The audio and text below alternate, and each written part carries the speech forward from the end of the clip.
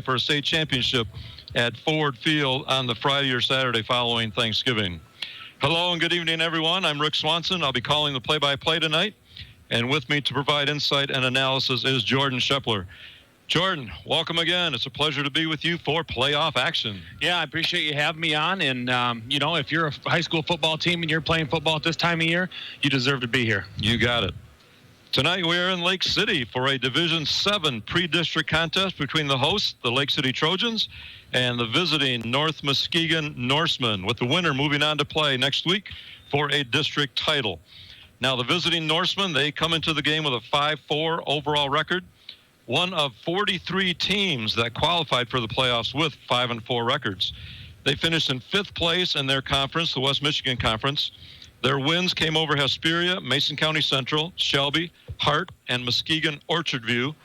Their 4 setbacks were to Muskegon Oak Ridge, Ravenna, Montague, and Whitehall. There were 2 very interesting spans during their season. In one 3-game losing streak, they gave up 175 total points, 58 points per game. But then, right after that, they recorded 3 consecutive shutouts, outscoring their opponents 132-0. Kind of strange, Jordan. Yeah, that's incredible stats there. I'm just looking to see, if they're still riding this 132-0 streak. And Lake City's, their strength is their defense. We talked to a couple guys from Lake City pregame, and our strength here, Lake City, is going to be defense, and their strength's offense. So it's going to be a bang-bang game. You bet. Now, look at how Lake City got to this point. They have gone undefeated, 9-0 for the 2nd consecutive season, also winning the Highland Conference Championship for that 2nd consecutive year as well. Their wins came over Harrison, Lakeview, McBain, Manton, Beale City, Pine River, Everett, Kent City, and Sanford Meridian just last week. 3 of those victories were by shutouts. Yeah, it's incredible to see that Lake City with 2 9-0 seasons back-to-back. Mr. Smith, the coach, Kevin, he is coming in here and changing the culture around here, and he's got a great group of kids that play hard and believe they can win. The winner of tonight's game will take on the winner of the Pine River-McBain game, which is also being played tonight just down the road in McBain next week for a district title. The other 4 teams making up the D7 region, which is region number 1, are Harbor Springs, they are at Roscommon, and Oscoda at Iron Mountain. Both those games to be played tomorrow afternoon. Yeah, I look to see both of those games being tough games also, close scoring games. This region is extremely close. And, wouldn't it be nice to call a Lake City McBain game next week in the playoffs? It certainly would. You are listening to 107.1 The Drive. This station and area sponsors have stepped up to bring you Lake City playoff football. And we wish to thank those sponsors who have made this possible. They are Wexford Missalke Career Tech Center, McLean Transmissions, Lake City Family Pharmacy, Baker College of Cadillac, McBain Auto, Exit Realty, Land and Lakes of Lake City, BC Pizza of Lake City, Classic Chevrolet, Lake City Family Diner, Holton LP Gas, Lake City Chamber of Commerce, High Point Auto and Truck Center, L&G Meat Market, and Ebel's Hardware. Please visit these businesses if you can and thank them for their support of Lake City playoff football. And perhaps give them some business as well. Well, North Muskegon and Lake City had no common opponent this season, and they may not know each other very well, but it's playoff time, and this has the makings of a great football game. We hope you stay with us. And if you joined us late, I'm Rick Swanson, and I've got Jordan Shepler with me, and we're in Lake City for tonight's playoff opener in Division VII as the Trojans host the North Muskegon Norsemen. Now, Jordan, let's take a closer look at the visiting Norsemen. Their record is 5-4. Who are some of the individual players standing out for North Muskegon who we expect to play key roles tonight? Well, I think you definitely have to look at their quarterback and their number 1 wide receiver. Their quarterback, number 4, Mac Young. He comes in here as a senior, throws a really nice ball. We've seen him warming up out there. Everything seemed to be pretty spot on. He can scramble, and he'll roll out for option plays. His number 1 receiver, also a senior, number 5, Jesse Cook, coming in at 6'6". He's a big target for Young. He sets up as a slot receiver also, so they'll bring him inside right there off the line. They'll spread him out wide. You just got to keep an eye on him. He play both sides of the field. Keep Lake City guessing. Number 8, also a senior, Desharay Warren. He's also a wide receiver. He comes on. He's got good size. And they got a bunch of formidable receivers. I mean, they have their number 3, TJ McKenzie. He's also coming in. He'll go wing or slot, and he'll go in motion, and he also carries the ball. So as far as this spread offense, it's a guessing game every play, and they like to keep it going. They do certainly like to throw the football. Now look at the host Lake City Trojans. While achieving their second consecutive 9-0 regular season, they have many athletes also likely to make key contributions tonight.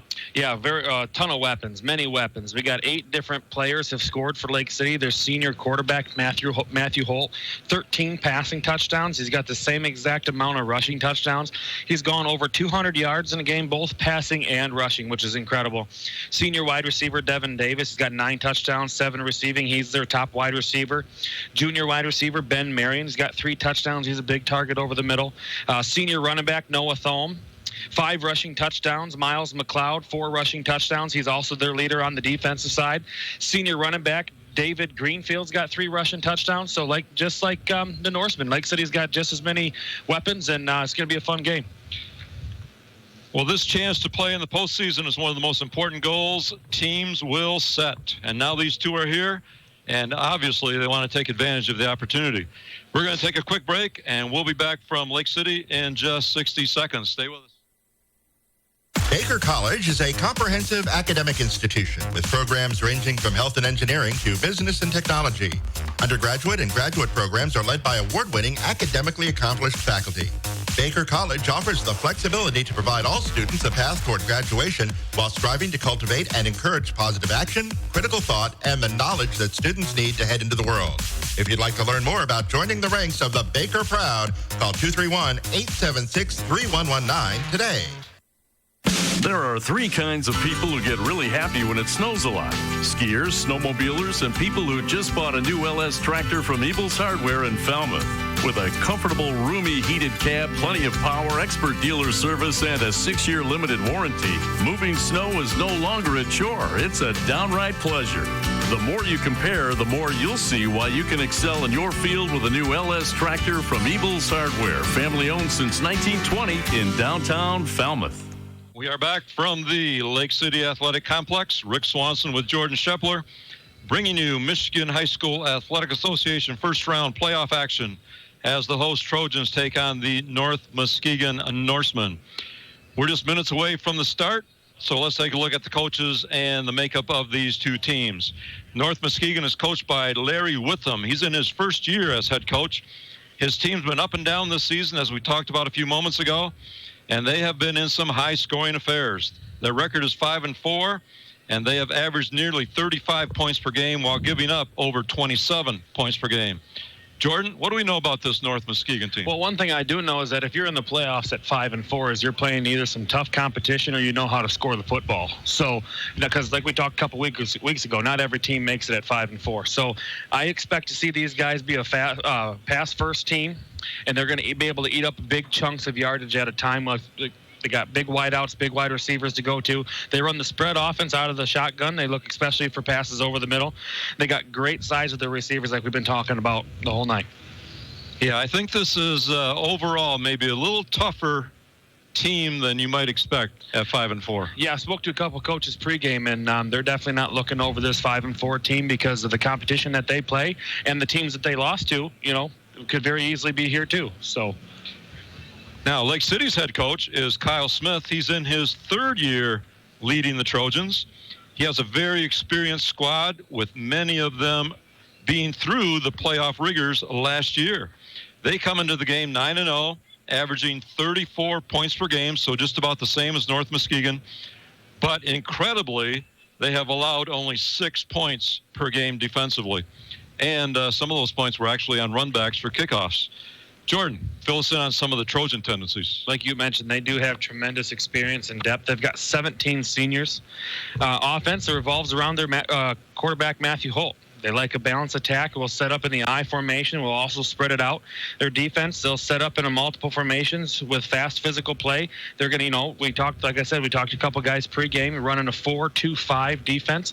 They're going to force North Muskegon to funnel it inside Lake City's big guys.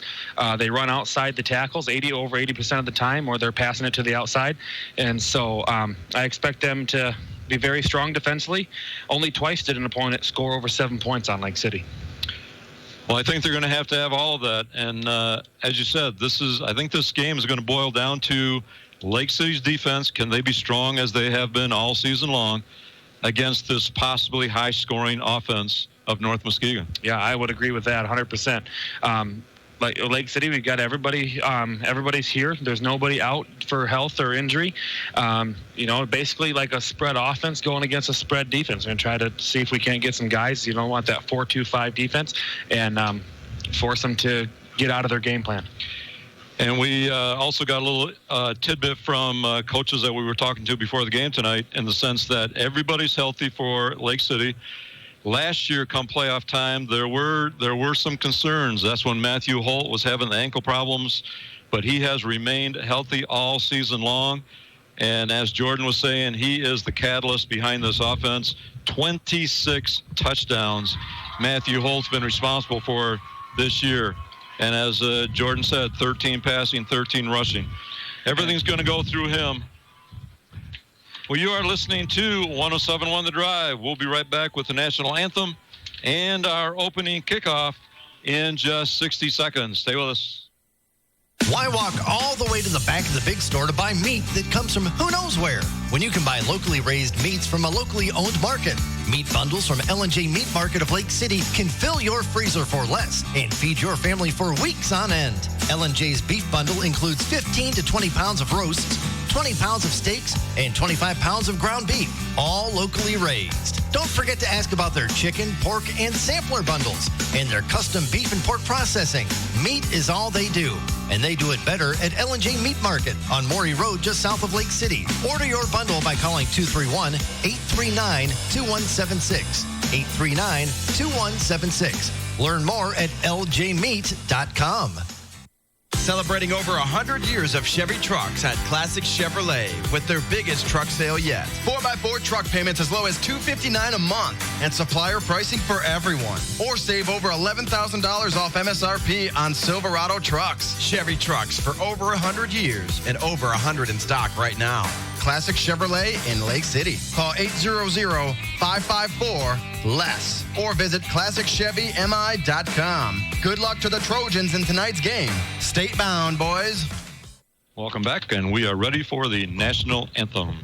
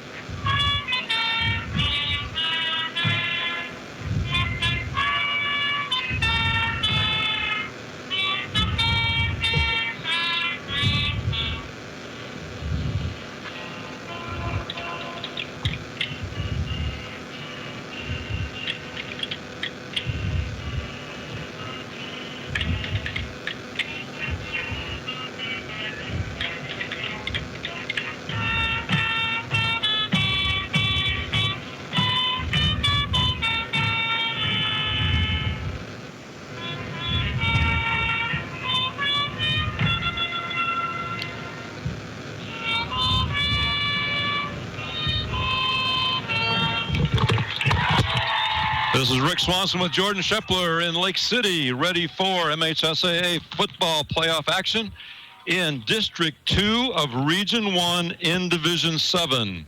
If you caught that, District 2 of Region 1 in Division 7. We'll break that down for you at halftime tonight.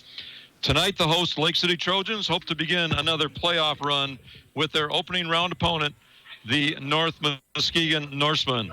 The winner will move on to district final competition next weekend. And if Lake City is to win tonight, they would again be hosting the ball game next week. Now, stay with us at halftime tonight for the BC Pizza of Lake City halftime show. We will recap all the scoring. We will give you halftime statistics, analyze the first half, and, of course, look forward to the second half. But in addition to that, we will talk a little bit about the playoff format used by the MHSAA, and we'll have a special halftime guest. Hopefully, Athletic Director Tim Helsel will be stopping by. So stay with us at halftime. A lot is coming your way. And one of the things we want to talk about at halftime is how Lake City, who was Division VI all season long. In fact, last Tuesday when the last rankings came out, they were ranked number 4 in D6, is now playing playoff games in D7. We'll spell that out for you at halftime. Yeah, so halftime, guys, bring your thinking caps. It's quite complex. Tonight, the toss was won by North Muskegon, and they want that offense on the field. North Muskegon won the toss, and they want the ball. They're going to take the opening kickoff. Yeah, a lot of times you see teams win the toss, defer to the second half, put your defense on the field. So if you score at the end of the second half, you get the ball back right away. Another thing I want to mention, Coach, Lake City's got 55 kids on the sidelines tonight. So that is cool. That is cool to see. They bring up the entire JV football squad, so they get that extra time, that extra practice, and they get to start, next year, those kids are going to be up there. They can just experience the whole thing. Yep. Now, the colors of our teams tonight, of course, Lake City in their red and black. They have their red uniforms here for the home game. Red jerseys, red pants, red helmets, decked out in trim of black and white. And North Muskegon, they are blue and gold as far as their school colors go. They are in all white tonight. White jerseys, white pants, blue helmets, and their numbers and trim blue and gold. So as we said, a little added excitement here tonight with playoff action. Both these teams looking to move on and make something happen here in the long run. Lake City will be kicking off, and they will be defending right to left. North Muskegon, as they take the opening kickoff, they will be going from left to right across your radio to start the ballgame tonight. And they are out there. They are ready to go. Lake City still huddled up on the sideline. But deep for number 3, McKenzie. It's going to be back deep for the Norsemen. And in watching tape of North Muskegon, McKenzie is one of their wide receiver threats also. He's going to be one that the Trojans will have to look for tonight. And the other one deep for North Muskegon is DeSherry Warren, just a very good all-around athlete. I even watched some tape last night on him playing basketball. Some talented people here on this North Muskegon ball club. So here we go. We're going to get this thing underway. Lake City kicking from music right pumping, and the kids are excited. You bet. And playoff action is underway. Kick down the sideline and actually went out of bounds at about the 10-yard line. McKenzie was thinking about sticking hands out there to grab it, but he was at the edge of the field, and the ball was close, but he let it go out of bounds. And that, of course, is a penalty. North Muskegon will put it in play, first down from their 35. Yeah, good football smarts by McKenzie. He was right there on the sideline. Ball was coming in, and like you said, if it goes out of bounds, a legal procedure on the Trojans, they'll get a little better field position. If he would have touched it, it wouldn't have been that way. Well, actually, it looks, Jordan, like they're going to decline it. They maybe think they can return it better than that. They're going to decline the penalty and have Lake City kick over. Can you give us a little insight on how this game is going to go? It's going to be high-flying. It could be. It could be. I wouldn't be surprised a bit. So now Lake City will kick from the 40. Still deep for North Muskegon, the same 2.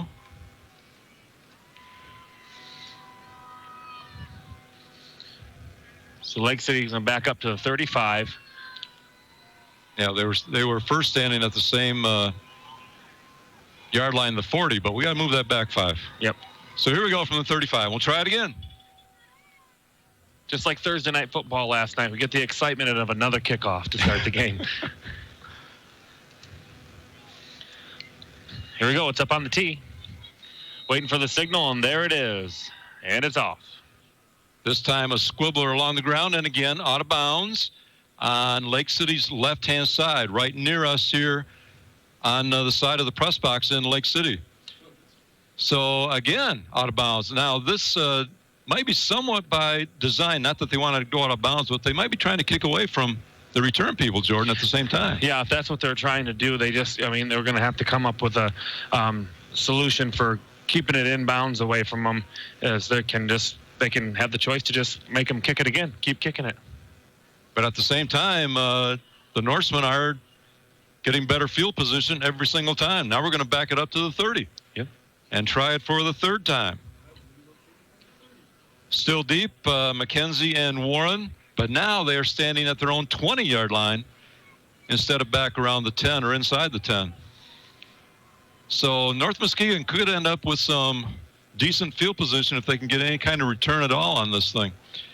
So third kick, and we're still at 12 minutes on the clock. Yeah, we're getting nowhere fast, aren't we, Coach? Just getting underway here in Lake City. If you joined us and trying to get this opening kickoff underway, we'll see if try number 3 is good. First 2 going out of bounds. Here we go. This one's inbounds. That'll play. And that one backs Warren up at the 10. And it slips and down right there. So, boy, it worked to Lake City's advantage on that one. Yeah, so we had 2 early penalties on Lake City. Cost them 10 yards and penalties. Had to kick off all the way back from the 30-yard line. And North Muskegon's hope was to get really good field position. The guy fielded it. He slipped and his knee touched down at the 10. And that's where they're going to start. So here we go. 1st and 10, North Muskegon. We anticipate a spread formation, shotgun. We'll see what they come out in. Of course, they could always do something different to try and screw up what Lake City has prepared for also. After the first 3 kickoffs, I'm convinced we're going to see things that we're not anticipating seeing. So Mac Young at quarterback. He is in the shotgun, but just one wide receiver split wide to the right. He does hand off in the backfield, and he's got some running room around left end, and knocked out of bounds on the far sideline after a gain of about 10, it looked like. That was DeSherry Warren on the carry, and he's the one I mentioned on the kickoff. Very talented athlete. Yeah, he took that ball from the right side. He was lined up right of the quarterback, come across the front of the quarterback. He put it in there. Looked like it's going to be more like 9 instead of 10, and got over around the edge. Yep, went out of bounds. Play of the game. Went out of bounds at about the 20, so 2nd down and 1 for North Muskegon. From the shotgun. Again, handoff inside. Sidestep to the left. And Warren's got some running room out to the 25. And that's a gain of about 7 for a first down for the Norsemen. Well, they wanted the ball, Jordan, and they're making the best of it right off the bat with first down. Yep, 2 runs off to the left side, both of them outside the tackle box. Lake City was able to string that one out, and that's exactly what the 4-2-5 defense is designed to do. So that play there was good for 7 yards. And Lake City's lined up again, facing a 1st and 10. This time quarterback Young is under center, split receiver each way, and quick handoff right up the middle, and no gain on that one. Lake City's defense stops him right at the line of scrimmage, might even lost a foot on the play. It's going to be tough to run inside against this Lake City defense, and there was a loss of 1 on the first down play, bring up 2nd down 11. Good play by Wurtenberger. He was able to shed his block and was the initial hit right there at the line of scrimmage, and they actually gave him a loss of 1, and it was a good push by the defensive line. Now they show us the spread formation. Young in the shotgun. In motion comes Warren, fakes the handoff to him. Young still has it in the backfield, being chased, looks over the middle, and led his receiver a little too far. That pass intended for number 10, Hayhurst, but was at his feet, really didn't have a chance to pull that one in. He didn't, and actually, if it would have been another yard or 2 deep, Holt would have had it going the other way. He was right there on the defensive end. He was just dropped back a little bit farther, playing deep defense. The guy got in underneath him, and the quarterback missed him over his head. 3rd down. That's the formation we kind of expected to see tonight. Just nicely underway here in Lake City. 10:36 left to go. First quarter, no score. 3rd and 11. Big play for the Lake City defense. Wide receiver split wide right and left, and also a wing to the right of quarterback Young. Takes a snap in the shotgun. Looking out over the middle, just off the hands of Warren. He had him. Warren had the ball in his hands, but just squirted through, and that's going to bring up 4th down. Yeah, Lake City had number 77, Blumberg, in there, putting some pressure on the quarterback. Quarterback had time, got the ball out, threw it just behind Warren. Warren tried to turn against the grain and make the catch, and it went right off his hands. Really good for Lake City to be able to get out of there, and, not too many plays ran. What we have, 5 plays run? Exactly. Ball at the 25-yard line. North Muskegon in punt formation. Snap is good. Kick is away. It hits at about the 42 and travels another 6 yards. No return. Lake City just let it go, and the ball is spotted at the 35-yard line of Lake City, and they will have it 1st and 10 for their first possession of the night. Well, Coach, our offense is trotting on the field. Here comes Holt and the gang, and pretty good field position for the Trojans. It is. Actually, they're going to give it to him, Coach. The ball actually traveled to the 35. It touched on Norseman at the 40. Exactly. I think it touched one of the Norsemen at the 40, and that's where Lake City will put it in play. So they come out in spread formation. Holt in the shotgun. Keeps it himself off the right side, off right tackle. And looks like he's got about 5. Nice pickup on first down. But, boy, that was a run from the get-go. There was no fake. He just got it and went. Yep, got it and went and got behind his line. They made a nice hole there for him. He didn't even hit contact till about 3-4 yards in, and we're out to the 45-yard line. It is a gain of 5. 2nd down 5 for the Trojans. 9:53 left to go. Opening quarter, spread formation. Holt in the shotgun. A pitch this time, left side, coming right at us is Greenfield. David Greenfield's across midfield for a gain of about 7. And that's going to be a Lake City first down. And let's make that a classic Chevrolet first down.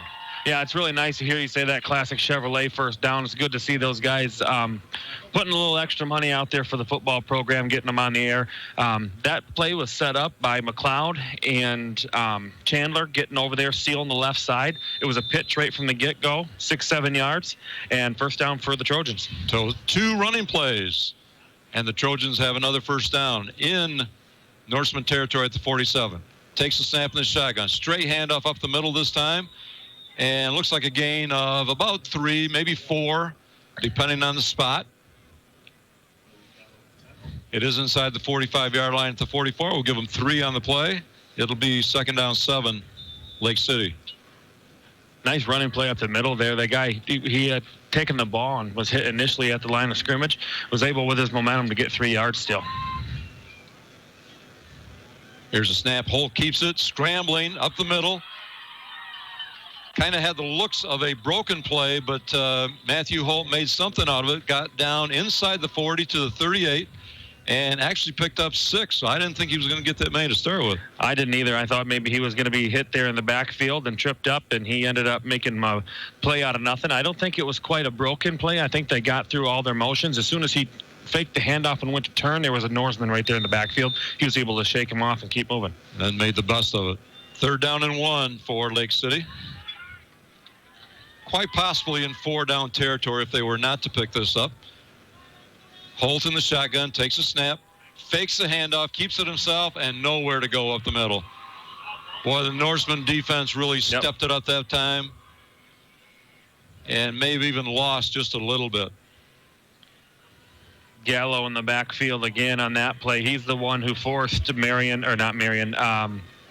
Holt to change his direction on the last play. Actually stopped him a yard behind the line of scrimmage, and the ball came out. They called him down, so Trojans will have a 4th and 2. It is a loss of 1, and as I mentioned, they may be in 4-down territory, and they are. They're lining up to go for it. Spread formation, shotgun. Holt takes it, fakes a handoff again, keeps it himself, got away from one tackler, and down near the 30-yard line. Boy, North Muskegon had that stopped in the backfield, but Holt showed some running ability there, got away from the defense, and made a first down. A classic Chevrolet first down. That's the same play that the one couple plays ago where he narrowly escaped that same guy, and he did it again this time. Absolutely. That's that Moat coming off the left edge, and he had him all but swallowed up in the backfield, and Holt was able to make something of it. 1st and 10 at the 31. Holt back to pass down the left-hand sideline to Davis, and picked off by North Muskegon. And the Norseman was tripped up, and right now they're spotting this thing at about the half-yard line. Holt intended that for Devin Davis in the end zone. North Muskegon up to intercept it, and the officials are talking about should it be spotted there or would it be a touchback? I think they're actually, if they're not deciding that, they're deciding if he caught the ball. One of them. Did he actually intercept it? Because, yep. Then they give it to him. And they say yes. They say yes. But on the brighter side, they have not moved it from that, from inside the 1. So the Trojans turn it over with the interception of Matthew Holt. Right at the goal line. And North Muskegon is huddling up in the end zone, so it looks like the ball is going to stay there. So what happened on that play is the Holt threw the ball to his left, deep into the end zone, or deep towards the end zone, and it was picked off. The guy made the catch up top. As he come to the ground, it appeared to us that the ball was on the ground. The ref is saying that the ground actually caused the fumble, and now they are going to give it to him as an interception, but they're playing this down here from their own end zone. Here they go. From the shotgun, quarterback Mac Young in his end zone, looks out, he's got the pass play, and completed to number 3, a short gain out to the 5-yard line. That one completed to T.J. McKenzie. And I think we'll probably hear his name a few times tonight. Yeah, that was just a bubble screen there by McKenzie off to the left side of the line, and they were able to swallow him up. I think they're maybe just making that quick pass, trying to get some breathing room. 4 yards on the completion, so North Muskegon has it second down, 6:47 left to go, first quarter, no score. We're in Lake City, playoff action tonight, Division 7. Young in the shotgun takes a handoff up the middle, and nowhere to go. Lake City defense just penetrated that offensive line, and a loss on the play. Lake City had all 4 of their guys in the backfield on that play, Coach. They were able to swallow them up right there, 0 gain, and force them on a 3rd and long deep in their own territory. Lake City's defense is holding tight. Loss of 1, it'll be 3rd down and a short 8. Ball at about the 4-yard line. So big play here for both these teams. Lake City could really pin them deep here with a stop on this big 3rd down play. And if they force a punt, Coach, I would expect them to get possession inside Norseman territory. Exactly. Scrambling is Young in the end zone. We got a penalty flag. He's making a run for it now down the right sideline, and he goes out of bounds at the 20-yard line. That would be enough for a first down, but there was a penalty marker, and the marker sits back there at the 2-yard line. Coach, this is going to be a holding on the Norseman. This one will be coming back. As soon as 77 for Lake City was putting on the rush, Blumberg, he tried to make the turn towards the quarterback as he was starting to scramble to his right and couldn't get away. He was being held. Here comes the call from the referee, and the Norsemen are going back into the end zone again. It is a holding call against.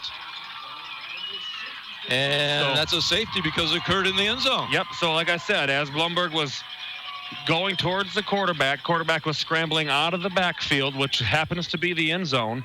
As he was scrambling around, that foul occurred in the end zone, so that'll be 2 points for the Trojans, and they'll get the ball, back. So safety for the Trojans defense. Well, you go back a little bit and you look at the interception from Lake City, and it paid off. Yeah, it was nice. Pinned Norseman so deep in their own territory. Lake City able to get the safety, and as Jordan said, they will get the ball back here on a kick from the Norsemen. So Lake City on the board first, 2-0 with the safety, 5:44 left to go here in the first quarter. I wondered if that was going to be the call, Coach, because I thought that the penalty had happened in the end zone. I was thinking safety all the way, but where his flag landed was on the 2. Exactly. So I thought, maybe they're going to get, 3rd and, back them halfway to the distance of the goal. Yeah, of course, they often use that flag to mark spots, but worked out well for the Trojans, and we're ready to receive the kick. Deep for the Trojans is Braden Hingston on the near side toward us, and I can't quite catch the number of the other one, but they are back at the 30-yard line, and they could end up with some good field position once this is done. Another advantage of getting a safety and forcing them to kick off after that is they have to kick it from the 20, Coach. They do. Devin Davis is the other one deep for the Trojans. And here we go. Ball is in play. End over end kick taken at the 42 by Hingston. He's at midfield, makes a cut to the right, and he's inside the 45 of the Norseman before he's brought down. It'll be 1st and 10 for Lake City on the North Muskegon 44-yard line. 17-yard return by Hingston. He changed directions on the field. He caught it on the left side of the field, closest to us here over by the Lake City sideline. He cut it upfield, turned off to his right, and got the 13-yard return. And here we are with Trojans having a 1st and 10 inside visitors' territory. Spread formation. Holt in the shotgun. Takes a snap. Fakes a handoff. Keeps it himself. And he's down near the 40, just inside the 40-yard line for a gain of 3. Matthew Holt, certainly a threat, as we talked about in the pregame, with his feet as well as his arm, and he's been showing it so far tonight. He's kept it on several runs, Jordan. That was an option play. Coming across was Thome. He was able to get from left to right in front of the quarterback, and he kept it in there in his gut for a long time. He did. I didn't know he was going to pull it out, but he made the good choice, and we got to get it 4. It's short, a little delay in action, but now the referee steps back, winds the clock, and we're ready to go. From the 40-yard line, 2nd down, 7. Spread formation, shotgun. Holt takes it, straight handoff up the middle. And a short gain on the play. He'll get 1 or 2, looks like 2 yards. And ball carrier that time, David Greenfield, number 32. And Greenfield's coming out after that particular carry. But a gain of a couple, and we have 3rd down and 4 for Lake City. Greenfield runs the ball so hard, Coach. If he gets hit at the line of scrimmage, he's still going to get 1 or 2 yards, even if he gets hit right at the line. And that's exactly what happened on that play. From the shotgun, Holt takes it, keeps it himself, tries to go to the left, and then cut it up off left tackle. And he's down to the 32-yard line. It looks like that's going to be enough for the 1st down. A classic Chevrolet 1st down for the Trojans. Holt on that play faked the run up the middle and pulled it out, come over here to the left side closest to us, and seen a line of defenders and was able to cut it up just enough to get the 1st down. We got a penalty on the far side of the field. There was a gain of about 5 on the play, but here we get the call. It's a procedure penalty against Lake City, so we'll wipe that play off the books and move the ball back a little bit against the Trojans. We'll see where they finally spot it. And it's going to be back to the 43-yard line. The original line of scrimmage of North Muskegon. 4:32 left to go in the 1st quarter. Lake City on top, 2-0. Scoring a safety just a couple of moments ago. So 3rd down 10. Lake City comes out, spread formation. Holt in the shotgun. Here's a snap. Fakes it to Greenfield. Looking over the middle. Looking for Marion, and he's got the catch. As Marion came across the field from right to left. And very close to the 10 yards. Actually, they just moved it back a yard, but officials timeout. It looks to be just short, Jordan. Yeah, it appears to be short from where we are. Actually, when the catch was made, was that Marion? It was Ben Marion. Yeah, so big target coming across the middle. He was able to catch it. Initial contact right there as soon as the reception was made, and I think we're going to get a measurement. They're bringing these sticks in from the far sideline. And we'll see if Lake City has picked up this 1st down. It's going to be close. We're at 4:05 left to go in the opening quarter. Playoff action here in Lake City. Oh, 6 inches short. And it looks to be just a little bit short. So it's going to be 4th down for Lake City to try and keep this play or this particular drive alive. Ball is at the 34-yard line of North Muskegon. I expect to see a down, a set, Holt on this play. 4th down. I would not be surprised. A lot of teams even like to go silent count in this situation. Just a little communication between the center and quarterback and let the quarterback go for it. We'll see what they're going to do. They pack it in. We don't see a spread this time. Just one wide receiver to the right. I formation behind Matthew Holt, and Holt this time up under center. He does have big fullback in there, and Noah Thome, the tailback, could be looking for some blocking for Thome to pick this up. Here's the snap. Gives it to the fullback. Oh, he's still on his And feet. he's on his feet, got right through the line, probably expecting to be hit, kind of stumbled, eventually went down. I think he went down under his own power there. He was through the line and untouched, and then kind of stumbled on his own. I think that kind of surprised him that he got through there so cleanly, a gain of about 8, and another first down, a classic Chevrolet first down for the Trojans. Put that in basketball terms, would be like you're going up for a layup and you're expecting some contact, so you missed the layup, and they didn't miss on that play. That was a beautiful setup right up the middle. Same formation. This time it's given to the tailback out of the I formation, and down inside the 20-yard line. And that was Greenfield once again. The ball carrier, gain of 5. It'll be second down 5. Yeah, Greenfield is doing really well running between the tackles, and he's able to get 3-4 yards before he's even getting any contact, which is a direct link to the offensive line for the Trojans. They like this I formation. Third play in a row. Holt under center. To the tailback once again. This time it's Noah Thome, the ball carrier, and he's down inside the 15. He's going to have a gain of, I think, enough for a first down.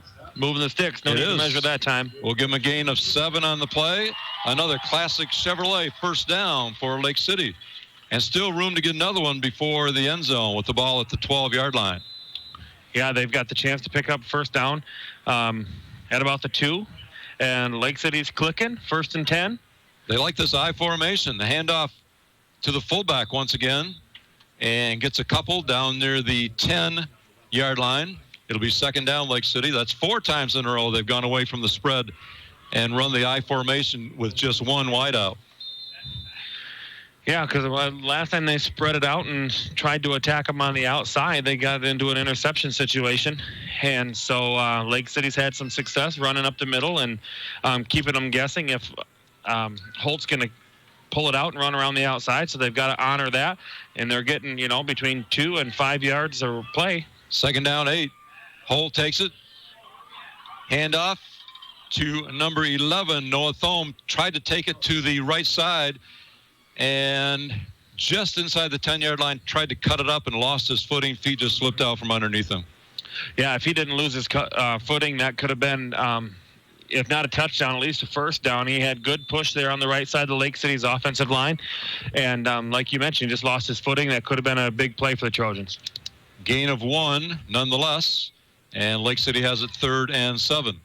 1:47 left to go. Opening quarter here in Lake City. Lake City on top, 2-0 by way of a safety over North Muskegon. I formation once again. Miles McLeod, the fullback.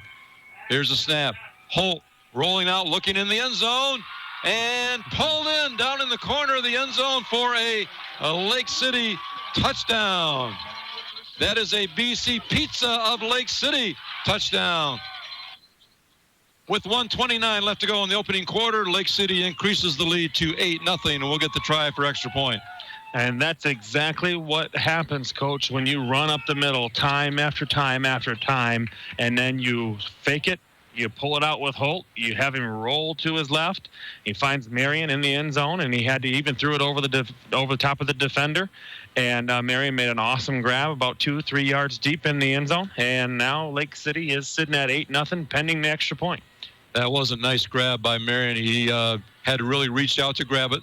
The kick is up, and it is good. And that increases the Lake City lead to 9-0. Timeout on the field. We'll take a timeout. We'll be back in 30 seconds. In the quiet town of Lake City lies a locally owned family pharmacy that takes pride in helping improve the health of every patient that comes through the door. At Lake City Family Pharmacy, you're more than just a prescription. Here, you're family. And their experienced team of professionals are always available to help answer any of your questions you may have regarding prescription or over-the-counter medications. Lake City Family Pharmacy is your full-service family pharmacy for both traditional and compound medications. Call them today, 231-559-0005, or stop by their store located located at 45 Maury Road in Lake City. Welcome back, everyone, to the Lake City Athletic Complex. Rick Swanson with Jordan Shepler. And we've got Division 7 playoff action for you tonight. Lake City Trojans hosting the North Muskegon Norsemen in this first round. And Lake City's just put their first touchdown on the board and lead it 9-0. Here is the kick. High end-over-end kick taken at the 8-yard line. Impressive kick. Warren's got it. Makes a cut to the left. And a big hit from the Lake City defender. Nails him at about the 21-yard line where North Muskegon will take it first down. So, Coach, that's Greenfield again. And you want to know why he can get hit at the line and continue to go and get some more momentum and get some more yards? It's because the kid can hit like that, and he runs the ball the exact same way. Well, so far, Lake City has pretty much had the field position here in the first quarter. North Muskegon has not been able to get across the Trojan midfield maybe once, but haven't had real good field position. Here they go from the shotgun. Hand off to Warren, cutting to his right, trying to get around the outside. Nothing doing, Lake City says. And they stop in at the line of scrimmage, no gain. Like we talked pregame, Coach, the 4-2-5 defense is designed to do exactly that right there. Norsemen run outside the tackles 80% of the time. Lake City is able to string it out just far enough and not give them any daylight to cut it upfield. Allows the rest of our defenders to get there to make the tackle. Sherry Warren does have good speed, but he couldn't quite get to the outside on that one. Did get a short one for a gain, second down 9. From the shotgun, quarterback Mac Young takes a snap, drops back to pass. Being chased, throws back, almost picked off, and then caught, almost picked off by Lake City, but yet Warren came down with it after it was batted up in the air.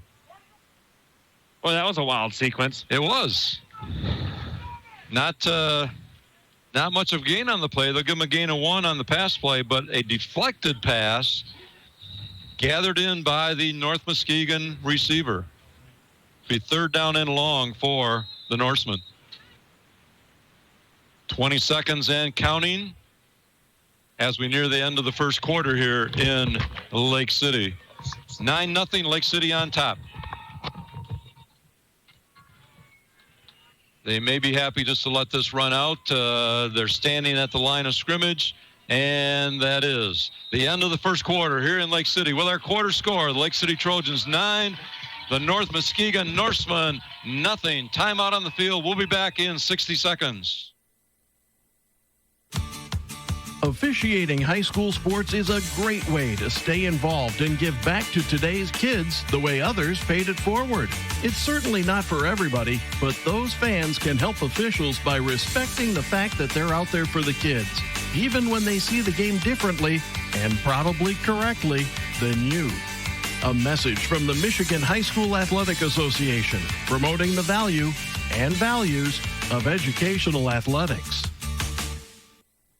Lake City Area Chamber of Commerce proudly supports the Lake City Trojan football team on their quest for the state championship. Lake City Area Chamber of Commerce is committed to community development and local business success. Members are eligible for insurance discounts and have boardroom access for meetings and presentations. Join the Lake City Area Chamber of Commerce today with reasonable membership rates for both individuals and businesses. Call 231-839-4969 or visit our website for more info at lakecitymish.com. Together, we can do anything. Back, everyone, to 107.1 The Drive, home of Lake City playoff football. Start of the second quarter. North Muskegon with the ball. Third down and 8. Ready to put it in play from their own 23-yard line. Young in the shotgun, takes a snap, drops back to pass. Looking to his right. Ball sails over the head of the intended receiver, number 5, Jesse Cook. And he's 6'6". He can go up and grab it, but still too high for him. Yeah, the quarterback had that one shot right out of a cannon. And he overshot the wide receiver, and he overshot the defender, and it went out of bounds. Fourth down and 8. And North Muskegon comes out in punt formation. Lake City return man back inside the 40-yard line. That's Devin Davis. Snap is good on the punt. It is in the air, and Davis lets it hit at about the 38. It takes a sideward bounce right toward us and out of bounds. So Lake City will take over 1st and 10 as we just get the second quarter underway. Now, in this second quarter, Lake City will be going from left to right across your radio dial. North Muskegon, of course, right to left. Coach, let's touch on a 9-0 lead here after the first. So let's talk about the importance of the safety points there. So without the safety, this is a one-possession game. Now we're at a two-possession game with the safety. So that gives Lake City the tremendous advantage in my eyes. Is one possession by North Muskegon now cannot decide the game. Could end up being huge by the time this one's over. Lake City breaks out of the huddle, 1st and 10 from their own 34-yard line. High formation, Holt under center, takes it, straight handoff up the middle, and a gain of, a couple. Might give him 3 if they stretch it out a little bit, and it'll be second down for the Trojans of Lake City. That was Noah Thome, the ball carrier that time, for a gain of 3. Defense number 57, Asa Poland, was able to shred his tackle and get down the line of scrimmage. The play was away from him, but he was able to shed his tackle and get down the line of scrimmage, and it was a good play by him. Lake City again in the eye. Give it to the wingman, and that is number 22, Braden Greenfield, 32, David Greenfield again. And he's got a gain of about 8, which is good for a first down, a classic Chevrolet first down. One of those plays, Coach, where it's been up the middle, and just like they caught him off guard on the touchdown play, they did the same thing here. They got a cross action from Greenfield, run wide to the left, and got a nice gain of, what do you say, about 8 yards, yep. They're keeping with this eye. Holt under center. Handoff again to Noah Thome. And he's got 1 before the Norsemen corral him this time. Short game, but Lake City sees something with that eye, Jordan, that they're just staying with. Yeah, they're liking that eye, and like we mentioned before, they'd either do the spread or the eye. They've had a lot of success with the eye, and they're going to stick with it because if it's not broke, they're not looking to fix it. And I think what they like about it, Coach, is there's multiple options in the backfield, and then you have the option of the quarterback keeping it too. So the defense has no idea out of 3 guys that can run it, and then also the pass. Here's the pitch this time. Coming right toward us is Thome. He's across midfield, 45-40. Down the sideline, he's got some running room. 25 down to the 20 before he's finally brought down. Noah Thome took the pitch from Holt and took it down the right side. Coach Miles McLeod, and I didn't catch the other number out to the right with the pitch, able to get out there, seal that edge. He had blockers all the way down the field. He didn't even have to make a man miss until about the 22-yard line. About a 36-yard gain for Thome on that one. And Lake City with a first down at the North Muskegon 21-yard line. Just under 10 minutes left to go, first half. Here's a snap. Right up the middle to McLeod. Holt again from under center. Handoff to the fullback, Miles McLeod. And short gain. They'll give him 1. It'll be second down 9. Nice push by the offensive line there, able to get a couple yards with the fullback. One thing I like about Lake City, Coach, is they're going middle, and they're setting up them big plays. So the defense is always guessing on what's coming, and I think that's where they're getting their advantage. Second down from the Norseman 20-yard line. Again, I formation with an offset back, and it goes to the offset back. That's Greenfield gets away from the tacklers, but they whistle the dead, saying his forward progress was stopped. So there'll be a short loss on the play. Not as much as I thought it was going to be the where they placed the ball. Yeah, they give him a really good spot on that, Coach. That easily could have been another 4-yard loss. Yeah. On top of that. Right. I'll give him a loss of about 4, and it'll be third down and 13 for Lake City. Lake City leads at 9-0, 8:52 left to go in the second quarter. From Lake City tonight. Spread formation once again now. From the shotgun, Holt takes it. Fake handoff, looking over the middle. He's got a receiver in the end zone. and intended for Davis. Did he hang on? He did.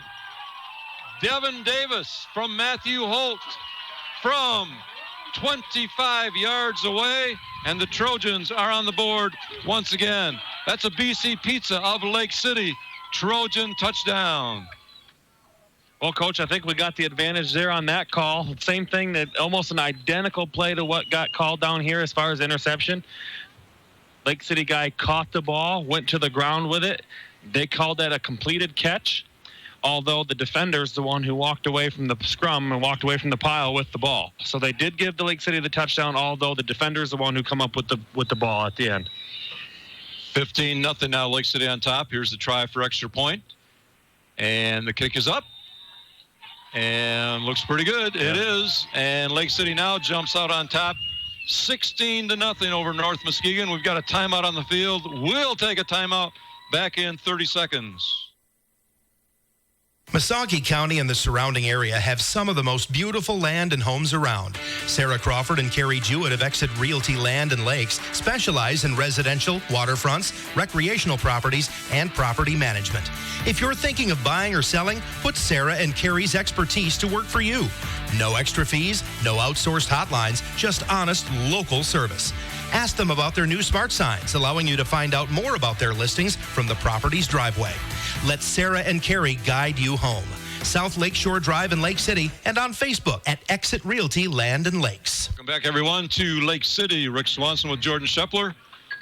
Michigan High School Athletic Association playoff football. Lake City has just scored their second touchdown of the night, and they now lead North Muskegon 16-0 with 8:36 left to go in the second quarter. Lake City teeing up the ball at the 40-yard line, ready to get action underway once again. And here we go. High end over end kick. Hits at the 15-yard line, picked up at about the 11. And here we go on North Muskegon return. Down the right sideline, he may take it. He may go all the way. 15, 10, 5, and into the end zone for North Muskegon touchdown. That is number 3, TJ McKenzie. And we said, Jordan, earlier in the first quarter, we would hear his name. He's a talented back, talented wide receiver. He took that and went 90 yards with it for the kickoff return. Yeah, he picked that ball up after it bounced a couple of times. He was looking for his seam. He picked it up at the 20, turned the jets on at the 30, and I'm not sure, Coach, if he was even touched till about the 40 of the Lake City Trojans 40, and then there was no one going to catch him. Oh. So now North Muskegon lining up for the extra point kick. That puts a little different perspective on things. North Muskegon getting themselves right back in the ballgame. Here's the snap. Kick is up, and it is good. So with 8:22 left in the second quarter, North Muskegon is on the board. Timeout on the field. We'll take a timeout. Back in 30 seconds. Stop into High Point Auto and Truck Center in Cadillac for a great selection of new GMC and Cadillacs. High Point is your premier source for parts, services, tires, accessories, and new and certified used vehicles. We are your one-stop shop for every vehicle need that you may have. At High Point Auto and Truck, customer satisfaction is our goal. High quality, high standards, but low prices at High Point Cadillac GMC, located at exit 177 in Cadillac. Welcome back, everyone, to Lake City. Well, we had 14 seconds, Jordan, between scores. Lake City had just put one in to go up 16-0, and North Muskegon takes the kickoff back 90 yards. Kick is good, and they have pulled within 9 again at 16-7. Lake City on top. This is going to be like the 4th of July of football games. There's all sorts of fireworks, whether it be hits, long runs, receptions, interceptions, safeties. We've had 3 touchdowns and 7 kickoffs. Here we go. Norseman putting it back in play. Good end-over-end kick. Davis flags it down at the 10, at the 15, the 20. He's out to the 25, met there by the Norseman, and Lake City will put it in play. 1st and 10 from about their own 25-yard line. Number 1, Davis on the return, met by number 1, Dana Kyler for the Norsemen. And he met him at the 25, and that's right where he stopped. They do spot it right at the 25. Lake City will put it in play. 8:15 now left to go. Second quarter, 16-7. Lake City on top. Pre-district playoff game from Lake City. From the shotgun, Holt takes it. Fake the pitch, cut it himself right up the middle, and picks up about 4 on the first down play. Good fake to Thome there. He took the snap. Quick pitch fake to the left, just enough to freeze the linebackers, Coach, and he was able, like you said, turn it up and get a few yards. And without that pitch and those linebackers not being frozen, that might have gone for maybe only 1 or 2. Yeah, Thome went in motion from right to left and was there to take the pitch, but a nice fake from Holt. They end up giving him 5, second down 5. Here's a snap, handoff up the middle. And, boy, that's Greenfield again, just taking defenders with him out over the 35-yard line to the 36. And that is a classic Chevrolet first down for the Trojans. Coach, Greenfield doesn't appear to be that big of a kid. But let me tell you, these guys on this defense here, they're all pushing 6'1", 6'2", couple 100 pounds, and he's just carrying them wherever he wants to carry them. They're having some trouble bringing them down. Now Lake City's been going back to the spread for a few plays. Handoff up the middle. Noah Thome out to the 45. Big yardage for Noah Thome. And he's still on his feet before they bring him down across midfield. But the ball was ripped away. Is that right, Jordan? Yep, they got Thome. He was hit, and he was stood up, but his forward progress was not stopped. He kept going and going. The ball was stripped by Chandler Edwards and actually started to return it a little ways. And that's a strip fumble recovery by number 6, Edwards. And the Norsemen will have it 1st and 10 right at midfield. They got about a 12-yard gain from Noah Thome, but the more he fought the defenders, somebody got a hand in there and snatched it away. So Norseman in good field position at the 50-yard line, right at midfield. This time Young was under center. Handoff to number 6. A quick cut to the outside, and there we see some speed of Chandler Edwards. And I had been calling the wrong name tonight a little bit, but Chandler Edwards has run the ball a few times tonight, and I was saying Warren, but boy, he showed some speed getting out there. Yeah, and he's playing off some adrenaline right now, Coach. He's the one who stripped that ball and forced the turnover, so they're going to ride that wave, and had a nice gain there. Gain of 15 on the play for North Muskegon. They have it first down at the 35-yard line of Lake City. From the shotgun, Young takes it, looking for the pass. He's got a receiver at the 30, which would be a gain of 5. But did I see a flag in there? I thought I saw a flag come flying. I've seen one fly. I don't know where it's laying now. The pass was completed. Oh, there we are on the far side.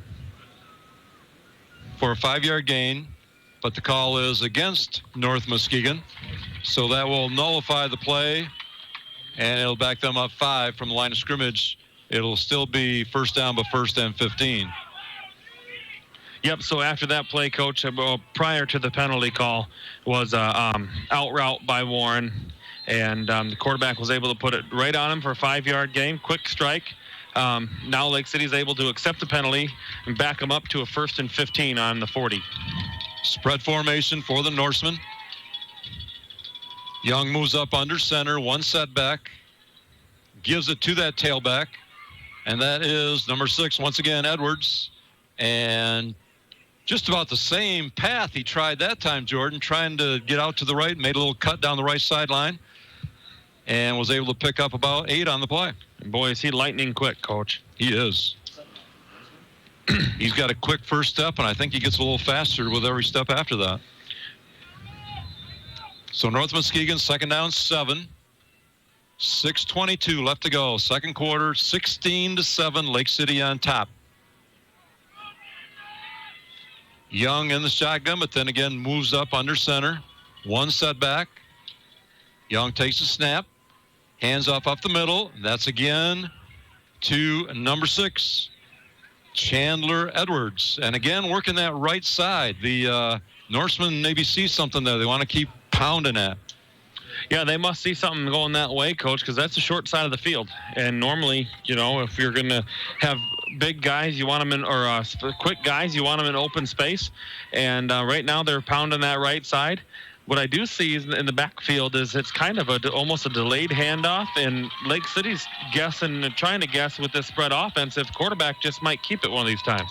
3rd and 2, Young in the shotgun, looks to his right, and had a receiver open about 5 yards from the line of scrimmage, but just simply threw it too low and hit the ground well in front of the intended receiver. Yep, threw a skip pass to him, skipped it off the ground.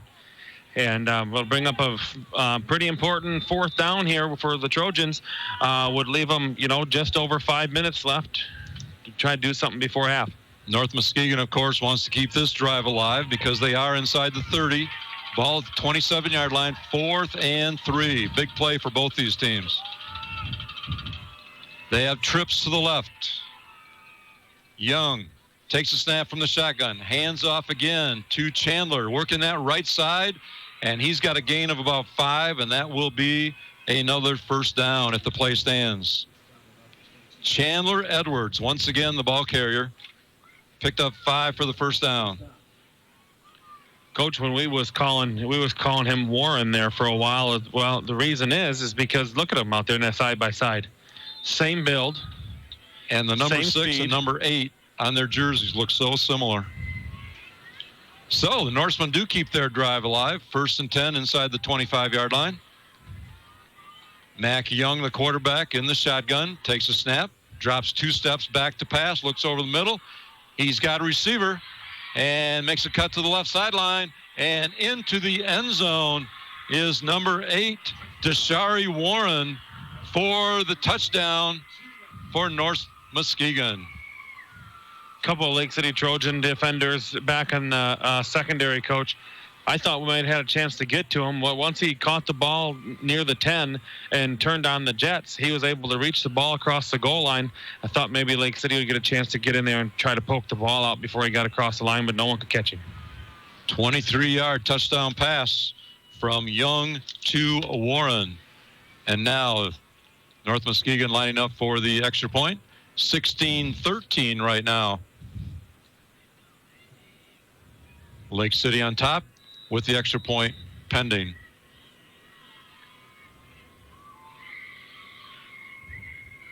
Here's the snap. Kick is up. And we've got penalty flag on the far sideline. Looks to be against Lake City. We'll sort this out and see what we've got going on. I thought the first call looked like maybe an offsides against Lake City.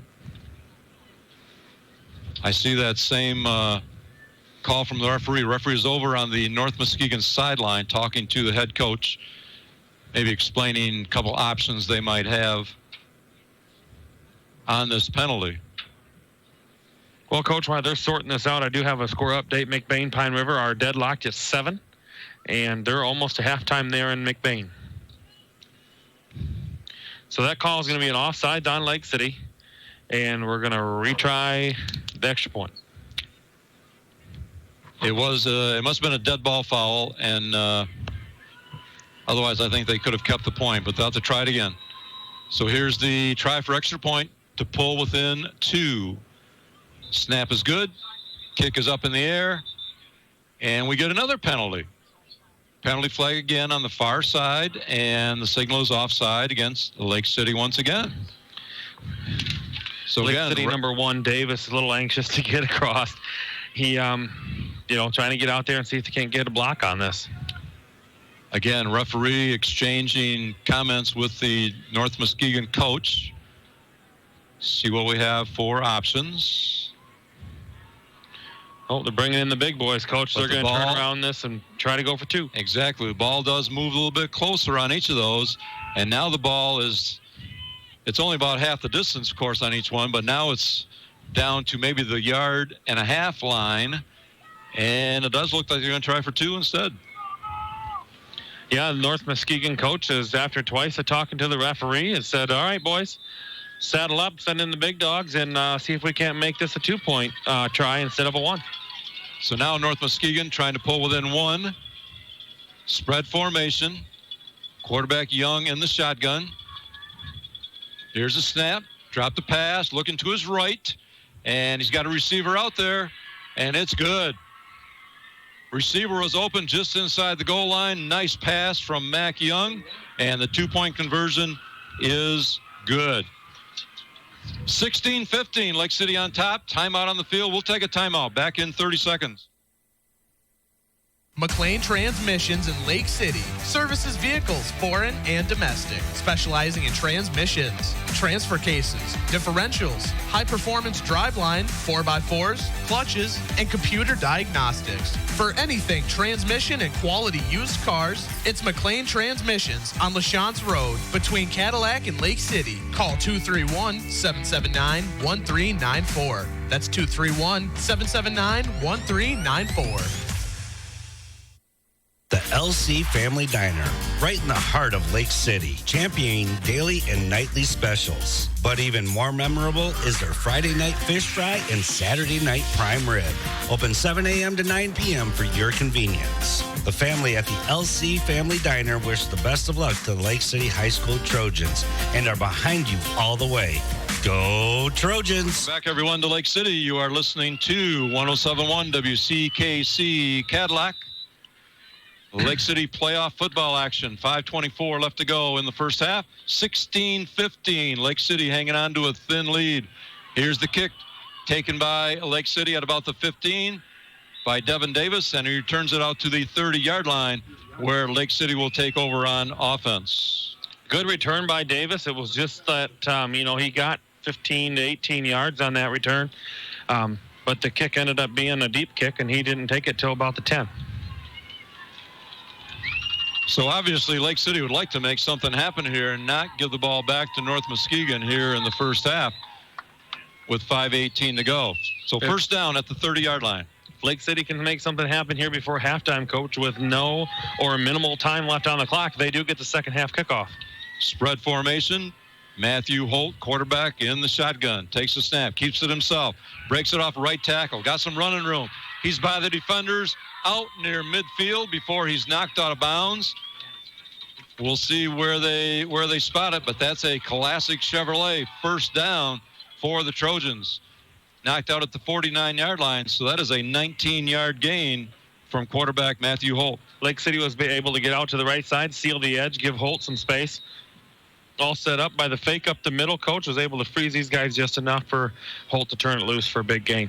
Lake City now going back to the spread formation, away from the eye. Holt takes a snap, keeps it again himself, up the middle, cuts it to the left, now back to the right, down inside the 40-yard line. Gain of about 13. A classic Chevrolet first down for the Trojans. Same thing again there, Coach, identical. Last play. Matthew Holt with 32 yards of rushing, last 2 offensive plays. We know he's certainly a threat with his feet, has been all season long. Again, spread formation. Ball at the North Muskegon 39-yard line from the shotgun. Handoff this time inside, and that is David Greenfield, the carrier. He picks up short yardage, looks like a gain of 2 on the play. Coach, so they got to take the good with the bad, and then it's not always bad. You're getting Greenfield the ball. He's running. He's getting you 2 to 4 yards of carry up the middle, and that's what's setting up the edge. Everyone keeps creeping in on the defense, and as soon as they see more than 4 or 5 guys in the box, they're kicking it to the outside. Here's a snap. Holt takes it, keeps it himself, cuts it up. Nothing there that time. He tried to get off left tackle, but the Norseman defense was all over that one and stopped at the line of scrimmage, no gain.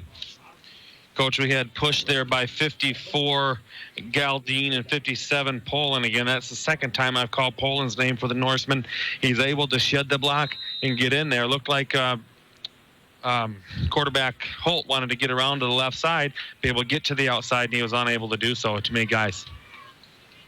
3rd down and 9 for Lake City at the 38-yard line of North Muskegon. 3:40 left to go, second quarter. From the shotgun, Holt takes a snap, drops back to pass. Looking over the middle, and the receiver fell down. Ben Marion was the intended receiver. He was tripped up at about the 20. The ball just sailed over his head, but a penalty flag came flying in, and we'll see if we get an interference call on this one. What a big play that would be on 3rd and 9. Yeah, one of those things, Coach, it's a 50-50 call for the ref. It could have been, oh, yeah, see that right there, they're picking it up. After the officials got together, they decided to wave it off, and that's going to bring up 4th and 9. That's exactly what I was just going to say, a 50-50 call. It could have been feet mixed up, could have been pass interference, all based off what the ref wanted to call. Side judge threw the flag. The back judge did not throw a flag, and they decided that the back judge had the better look at it, and they picked the flag up and waved it. Just decided feet got tangled is all. So 4th and 9, big play for the Trojans. Spread formation, Holt in the shotgun. And so big a play, Coach Smith decides to take a timeout. So we will take a timeout here in Lake City. We'll be back in 30. The harsh northern Michigan winter is right around the corner, and that's why you need to heat your home with Holton's LP Gas. Call them today at 231-839-4600. You can contact the office for specials today, and if you're a new customer, they've got specials just for you. Holton's LP Gas has been in Lake City for 30 years, but don't worry, they service the entire listening area with 24/7 live trained professionals. Holton's LP Gas is a proud supporter of Lake City Athletics. Welcome back, everyone, to the Lake City Athletic Complex. Opening night of the Michigan High School Athletic Association football playoffs for 2018. A lot of big playoff games going on all over the state tonight. And we've got a dandy right here for you. With 3:31 left to go in the second quarter, Lake City on top, 16-15 over North Muskegon. Lake City now facing a big 4th down play, 4th and 9 from the North Muskegon 38-yard line. Coach, check out this atmosphere we've got here. This place is rocking. Lake City faithful getting very excited on this big 4th down play. If North Muskegon can stop them, they've got plenty of time to make something happen with all their speed. Big play from the shotgun. Holt takes a snap, drops straight back, looking deep down the right sideline. Intended down there at about the 8, but the ball sailed out of bounds on him, and that's going to turn the ball over on downs. Coach, I think even if Marion was able to stay on his feet there, that ball, when it was finally had come down near the 10, landed out of bounds. So unless he was there to make the grab and keep his feet in bounds, looked like that might have been, incomplete play all along. Yeah, absolutely right. Ben Marion just ran out of real estate, and he hit that sideline, had nowhere else to go. So North Muskegon, with 3:24 left to go in the quarter, has plenty of time. They want to try and make something happen. Ball at their own 38-yard line, first down from the shotgun. Young takes it. Handoff again to number 6, who's been doing the bulk of the carrying for the Norseman lately, Chandler Edwards, but he kind of slipped up that time in the backfield. Footing might be a little slick out there, loss of a couple on the play. Yeah, Blumberg was there, Coach, and I think Blumberg would have been able to bring him down. We did get, like you said, get a little bit of help from the turf there. Edwards did lose his footing and slip down. Loss of a couple, and Lake City's defense here is ahead of the game right now. Second down 12, 2:48 left to go until halftime. Spread formation. Young back to pass. Now he scrambles to his right, looking to the sideline. He's got a receiver there, and it's caught just across midfield. And that's going to be good for a North Muskegon first down. We'll give him a gain of about 15 on the play.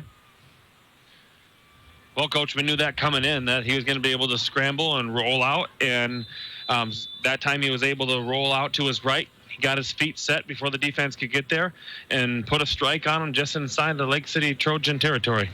Ball is at the 49-yard line. 1st and 10, North Muskegon. 2:22 now left in the second quarter. Lake City wants to keep this lead going into halftime, keep them out of the end zone. Here's the handoff. Again, number 6, working that right side. Breaks away down the sideline, inside the 30-yard line before Lake City can bring him down. And that is, again, Chandler Edwards on the carry. We'll give him a gain of about 18 on the play, and the Norsemen are in business. They're going to spot it at the 28-yard line. 1st down, North Muskegon. Coach, when he took that handoff, one of the Lake City defenders was in the backfield. He was actually able to bounce back a couple yards, run all the way around and get the edge, and get the gain of 18. Yeah, if he hits that right side, he can turn it up down that sideline, that's for sure. 1:47 left to go, second quarter. Young this time under center, one setback. Takes a snap, rolls to his right, looking deep, got a receiver, and incomplete. Good covers that time from Lake City. Ball was in the receiver's hands, but falls to the ground, incomplete. Yeah, we're going to have a flag here too, Coach, but on the crossing route, the ball was secured, and come across was number 1, Davis. He was able to knock the ball out, and let's take a look on the field and see what we're going to have as far as penalty. Penalty flag sits right at the 30-yard line. That was a 1st and 10 play. And the penalty is against North Muskegon. 1:36 left to go. Second quarter, 16-15. Lake City holding on to that slim 1-point lead. And Lake City does accept the penalty. The question was, would they decline? But it does move the ball back to the 43-yard line. Still 1st down for North Muskegon, but gives them a little more real estate that they have to negotiate. That was a major penalty, Coach. That was a 15-yard penalty. Yes, it was. From the spot of the foul, which was behind the line of scrimmage. So 1st and long in the shotgun. Young takes it, drops straight back. Good pressure from Lake City. They sack him in the backfield on the North Muskegon 45-yard line. Big defensive play from the Trojans. Lake City able to get a push. They had both Blumberg and the guy who was able to pull the sack was Skylar Miller. Number 67, Skylar Miller in the backfield, Coach, on that play. They tried to pull the ball down and run, and there was nowhere to go. Ball all the way back across midfield at the 48-yard line of North Muskegon. 1 minute left to go, second quarter. Second and a mile. And a long. Scoreboard says 34. Trips to the right from the shotgun. Young's got it. Hands off. And Lake City again in the backfield trying to corral the ball carrier. Got away from 2-3 different defenders. And, of course, that is Edwards once again. Holy smokes. But ran a long ways but didn't gain very much. Yep, he come almost over here to us, Coach, and then turned around and headed back to the other sideline. And 6 or 7 different Trojans had their hands on him, couldn't bring him down. Finally able to spread him out far enough, he ran out of real estate and ended up out of bounds. And after all of that, a loss of another 8. The ball is back at the 40-yard line. And now North Muskegon has it 3rd and 42. 38 seconds left to go, second quarter. Coach, boy, they can score from here. If this is a run play here, Coach, or a completed pass, I expect Lake City to use a timeout, see if they can get the ball back. They're packing everything in this time from the shotgun. Young hands off on a reverse. Number 3 taking it from left to right. Got a little running room down the right sideline. Flags come flying in all over the place. Handoff went to Edwards to start with. Edwards then gave it up to McKenzie on the reverse. We'll have to check out the flags. Yeah, trying to throw some trickery in there, Coach. The time's winding down here in the half. And here comes the block in the back against the offense. And I'm guessing Lake City would decline that, Coach, and force it to be 4th down. If it's fourth, it would be fourth and a mile. Yeah, Coach Kyle Smith right out 10 yards on the field wants to get this call, wants to understand what's going on. 16-15, Lake City on top. 30 seconds left to go in the second quarter. Stay with us at halftime. We've got a lot of info coming your way. Still talking to Coach Smith. And Coach Smith talking to defensive coach Kevin Kent. See what Coach Kent wants to put his defense in. And it is declined, which is going to bring up fourth down. Yep. There's no reason to accept that penalty, really, in my eyes. You're going to have it fourth and 10, 20, 35. So I say you decline it, Coach, and we're going to get the ball back with about 25 seconds on the clock. North Muskegon in punt formation. Ball at the 45-yard line, their own 45. Fourth and long. Here's the snap. It's good. And the punt is away, and it's a nice one. Yeah, dandy. It's sailing back. Davis takes it at the 5. Made a nice catch to even bring that thing in. It was in over his head. And he brings it out 10 yards to the 15. And Lake City will have it with just 16 seconds left to go here in the second quarter.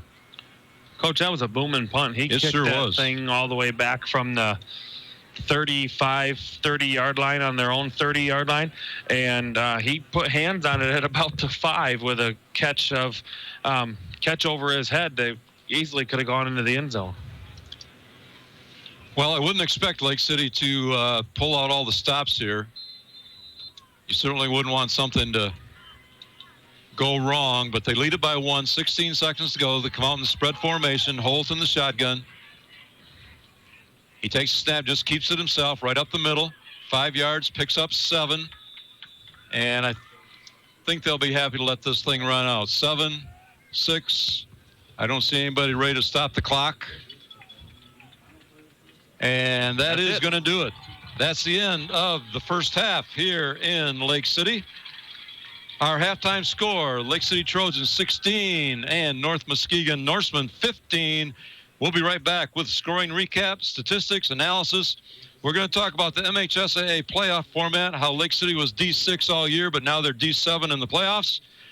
And we may have a special guest for you also. We're going to be back with the BC Pizza of Lake City halftime show in 2 minutes.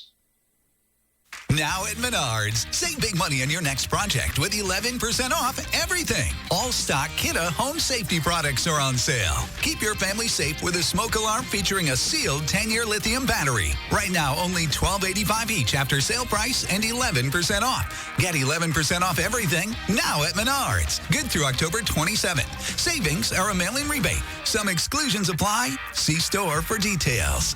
Save big money at Menards.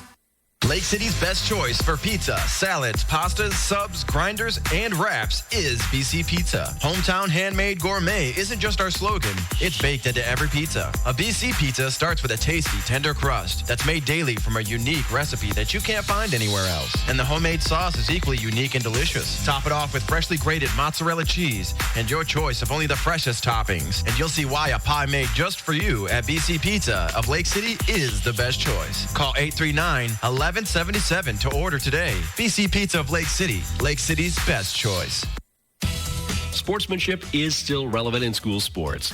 Good sportsmanship should be a given at our games. It's one of the primary reasons we have school sports to begin with, to help today's young people become tomorrow's community leaders. You can learn more about sportsmanship and download a full kit of sportsmanship ideas from the MHSAA website at MHSAA.com. A message from the Michigan High School Athletic Association, promoting the value and values of educational athletics. High school students are training for the jobs of tomorrow today at the Wexford Misaki Career Technical Center in Cadillac.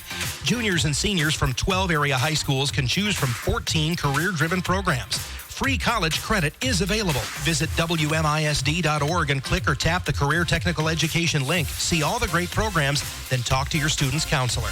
Call 876-2200. The Wexford Misaki Career Technical Center on 13th Street across from Baker College. Proud to serve the students of Lake City High School. CTC is the place to be. Welcome back, everyone, to the Lake City Athletic Complex and the BC Pizza of Lake City halftime show. This is Rick Swanson along with Jordan Shepler, where our halftime score is the Lake City Trojans 16, the North Muskegon Norsemen 15.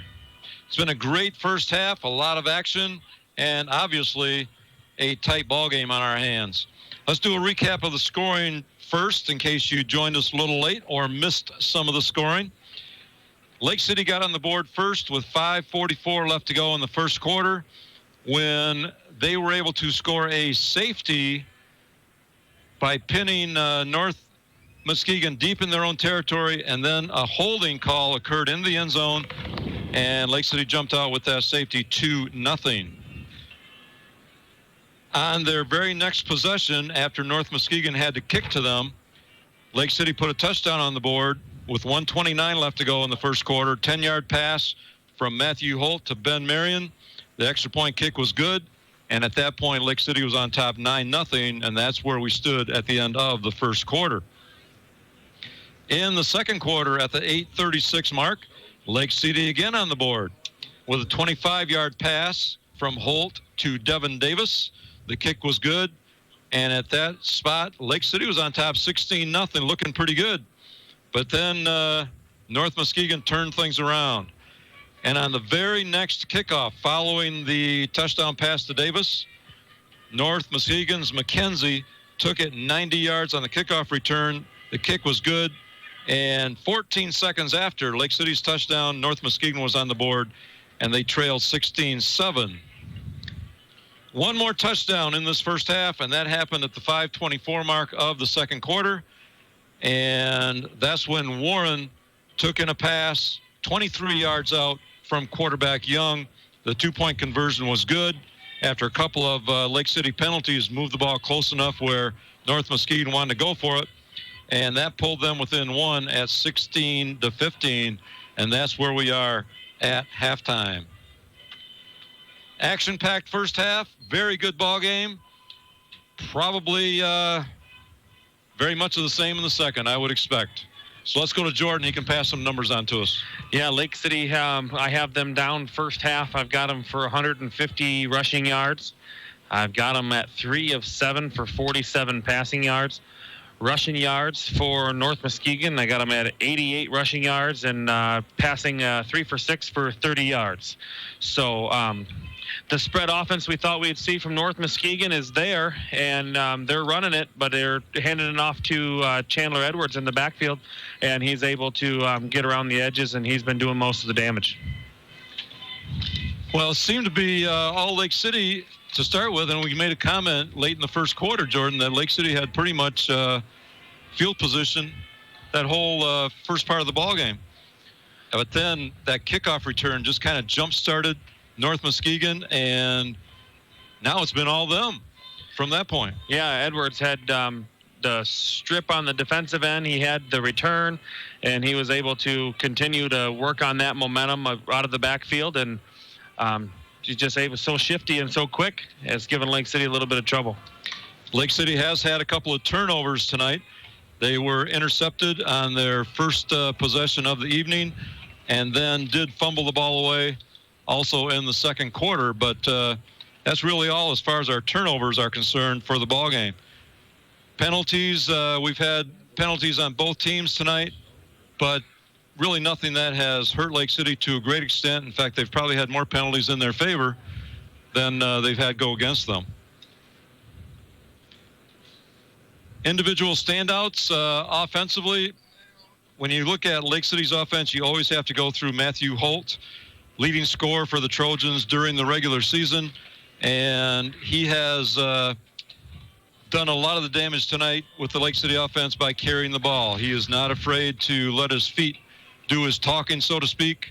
He can certainly put it up to the receivers, but he's not afraid even to go through the center of that offensive line to try and pick up any yards that he can, Jordan. Yeah, and I like to look at number 32, Greenfield, too, the way he's working on the defensive end, and then he's able to when they give it to him up the middle, if his contact's being made with him at the line of scrimmage, he's still got the momentum to carry 2, 3, 4 yards. And I look to see him doing some more damage up the middle, and then continue to pound the middle like Lake City's been doing out of the I formation. Has been opening it up for the options around the outside, and then I think it'll even open up some more passing to Marion.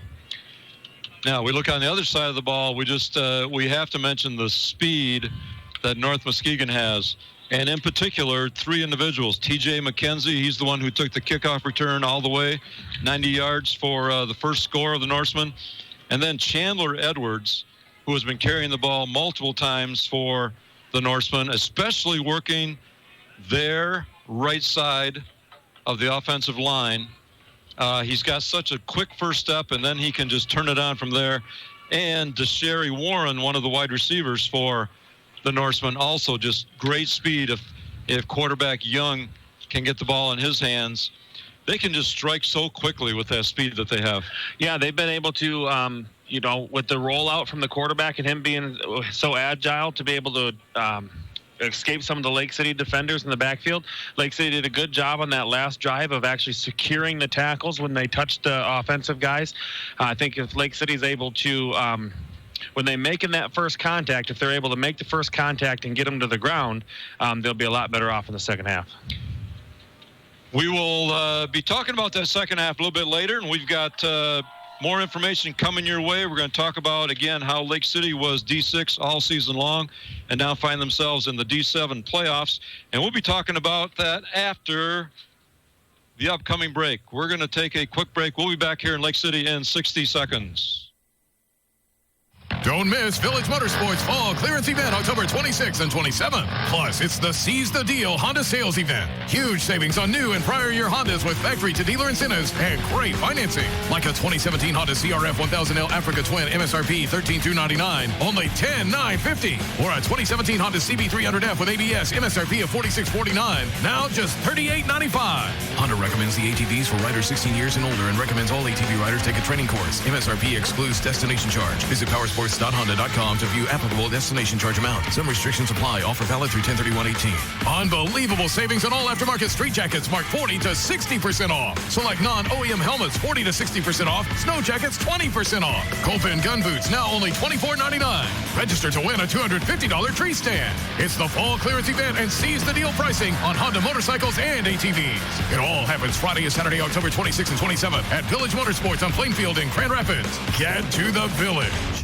Welcome back, everyone, to the opening night of high school football playoffs in the state of Michigan.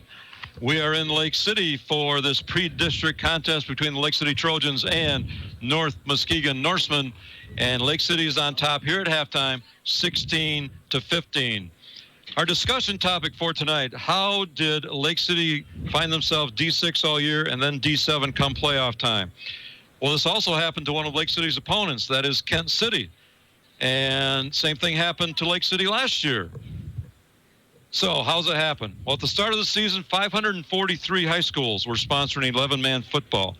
And they were divided equally by school population. That's 9 through 12 school population, which worked out to 68 schools per division. The largest 68 schools in the state were Division I, the next 68 Division II, and so on.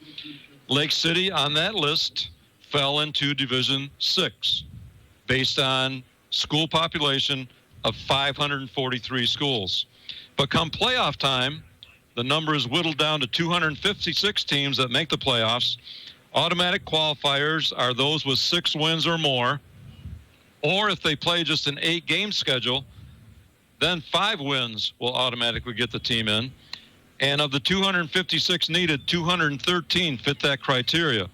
So 43 5-4 teams were needed to round out the playoffs. So what the MHSAA does is rank all the 62 schools that finished 5-4. There were 62 of them. By playoff point totals, the top 43 were added to the field.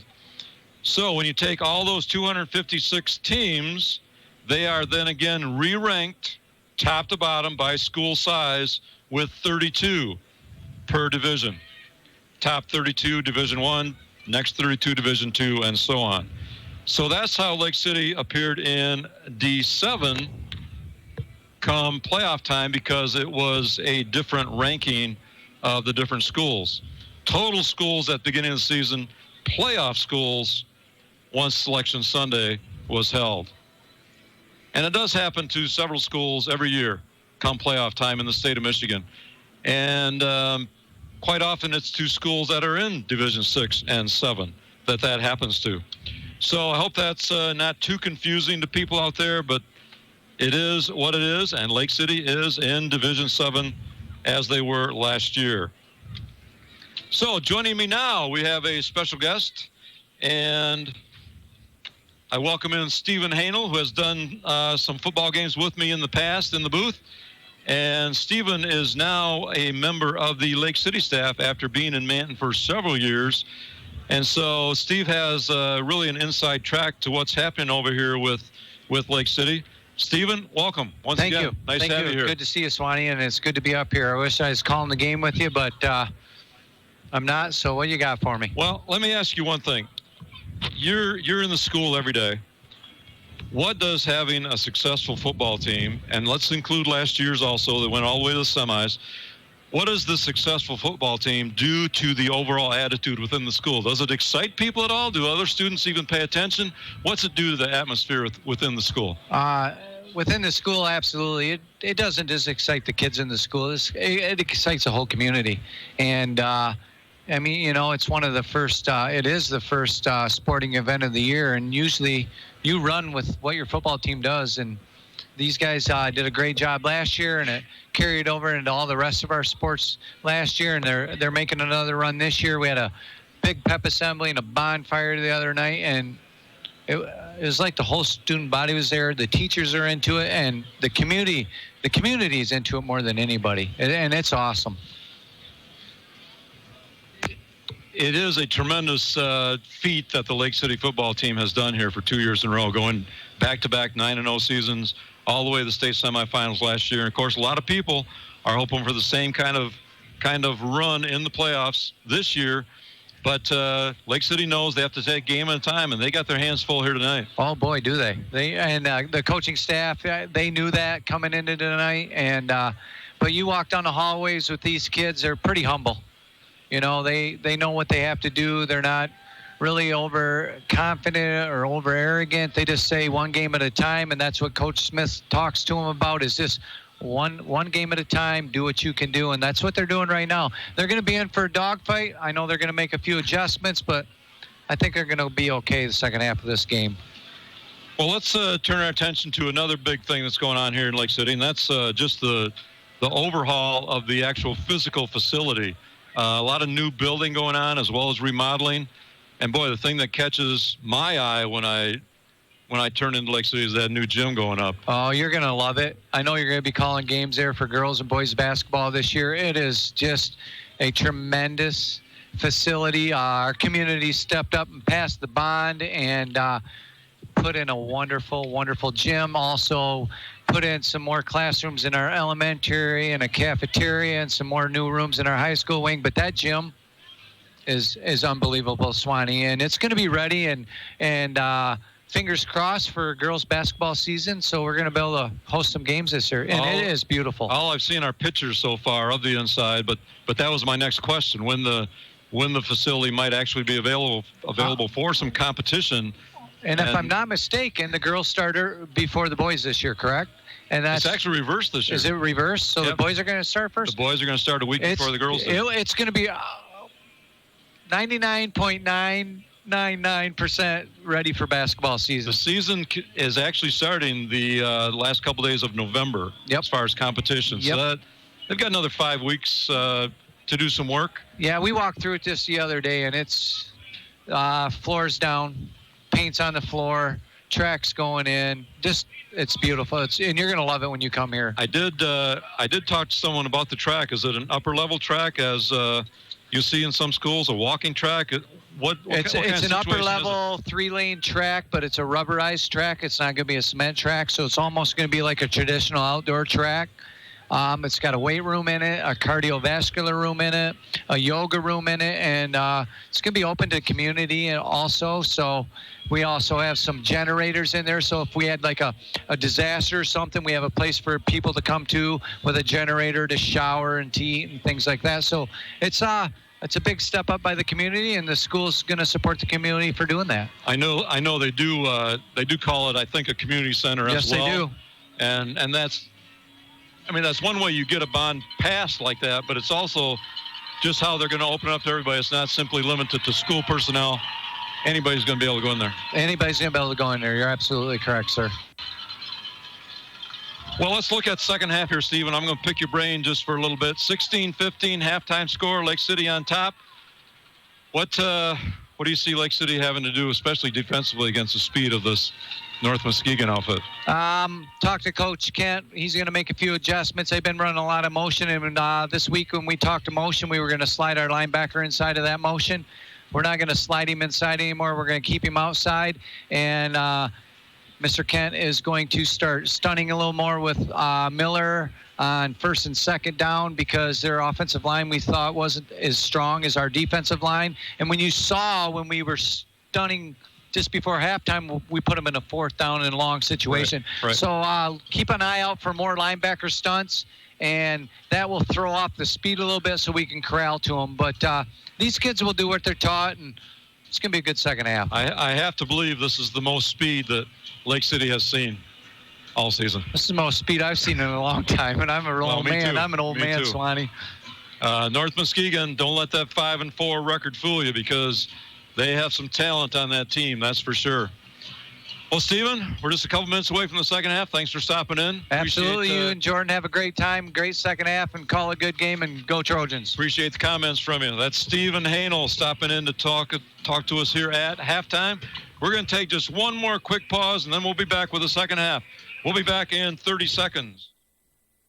Celebrating over 100 years of Chevy trucks at Classic Chevrolet with their biggest truck sale yet. 4x4 truck payments as low as $259 a month and supplier pricing for everyone. Or save over $11,000 off MSRP on Silverado trucks. Chevy trucks for over 100 years and over 100 in stock right now. Classic Chevrolet in Lake City. Call 800-554-LESS or visit ClassicChevyMI.com. Good luck to the Trojans in tonight's game.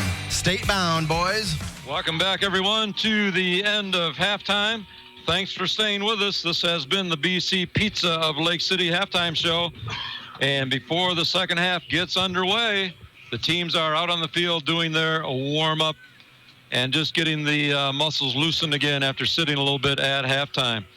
Well, we had a couple different runs in that first half. We had Lake City jump out 16-0. They were in somewhat control of the ball game at that point, but then the last 15 points have been scored by North Muskegon.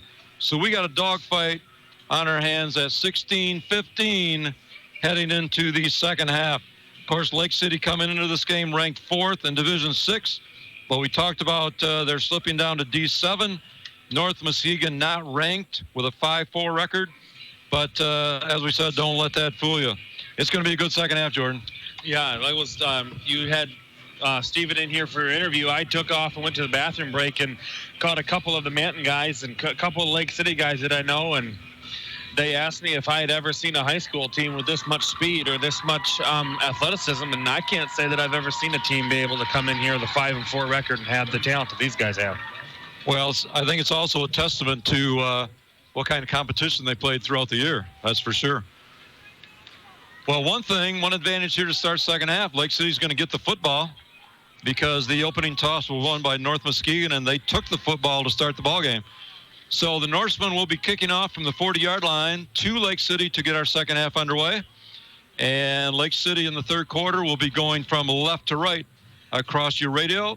North Muskegon going from right to left. Well, I don't think you want to go away on this one. It's going to be a good one. And Lake City has all they can handle, that's for sure, with the Norsemen here tonight. So third quarter getting underway, and we're ready. And here comes the kick. Kickoff has been impressive all night. and taken by Lake City at the 15, 20, 25, 30. Got a little running room down the right sideline. That's Devin Davis on the return. Finally knocked out of bounds. They're going to mark it at the 37-yard line. Lake City will take over 1st and 10 on their own 37. Nice return from Devin Davis, and he's had several tonight, Jordan. Yeah, I was just going to say the same thing. Looks just a lot like the other returns he's had. You know, he catches the ball and he doesn't go east and west. He's busy getting north and south, and that's how you got to do it on the returns. You've only got so much time before the defenders get down the field, and here we go with the second half. Trojans kind of split the spread and I formations, but they come out on the spread. Holt keeps it off left tackle, and no running room over there. Couldn't quite make the corner, and after a short gain, he is stopped. Yeah, they try to get the edge there, and Deshari Warren, the standout wide receiver for the Norsemen, was able to make the tackle after a short game. And Lake City come out trying to get the edge early on, and I expect them to continue to try that throughout the night. Gain of 2, 2nd down, 8. Ball at the 39-yard line. Holt takes it in the shotgun, fakes the handoff, keeps it himself. This time coming right at us. He's at midfield and pushed out of bounds right there. So that's a gain of about 11 on the play. And that is a classic Chevrolet 1st down for Lake City. They're going to mark it right at the 50-yard line.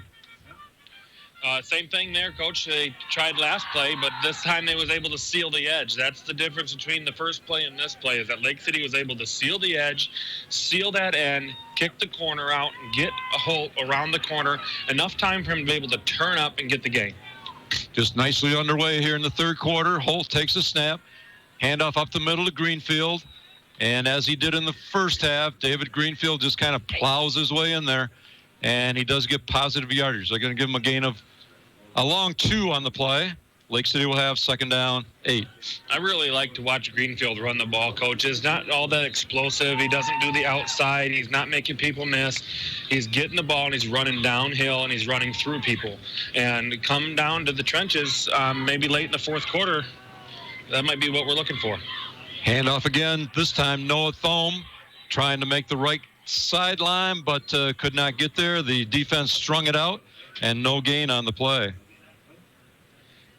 Number 1 for Norseman, Dana Kyler, was able to spread Thome out wide, and they're running to the short side of the field. Not much place to run there. You can only go east and west so long before you run out of real estate. That's what happened. No gain. They do give him a gain of 1, 3rd down, 7. Here's a snap. Holt keeps it, fake the handoff, gets down to the 45, and that's it. A gain of 2, and that's going to bring up a 4th down. Well, Coach, you're kind of in that pickle here where what do you do on 4th and 5 on the 45? Looks like Lake City has got the offense on the field. Yeah, it's a like we said first half, 50-50 here. Boy, if you don't make it, it gives North Muskegon good field position. But if you pick up 5, keep this opening drive of the second half alive, and they're going to go for it. They come out in spread formation. Matthew Holt in the shotgun. He's got Noah Thome to his left. Here's a snap. Fakes to Thome. Looks over the middle, and the pass is too high, intended for Ben Marion. And he's kind of looking at himself like, was that for me? But that turns the ball over on downs. Yeah, definite miscommunication on that play. Holt was looking Marion the whole way, and Marion went out there and did kind of like a post route, and I think Marion kind of threw the slant and threw it over his head. So North Muskegon with pretty good field position for their first offensive drive of the second half. Ball is at their own 45-yard line, 1st and 10. 9:04 left to go here in the third quarter in Lake City. Lake City on top, 16-15. North Muskegon has not been ahead the entire ballgame so far, but with a drive, they could take the lead for the first time. Young in the shotgun, drop the pass, look to his right. He's got a receiver out there, and that is Warren. Stays on his feet, avoids a couple defenders, knocked out of bounds. That's number 8. We've talked about the athletic ability of Deshari Warren, and he certainly didn't disappoint on that one. 13-yard pickup, 1st down. Well, Coach, you get a guy like Warren that much space and that much time to catch the ball, set his feet, turn around, and head upfield.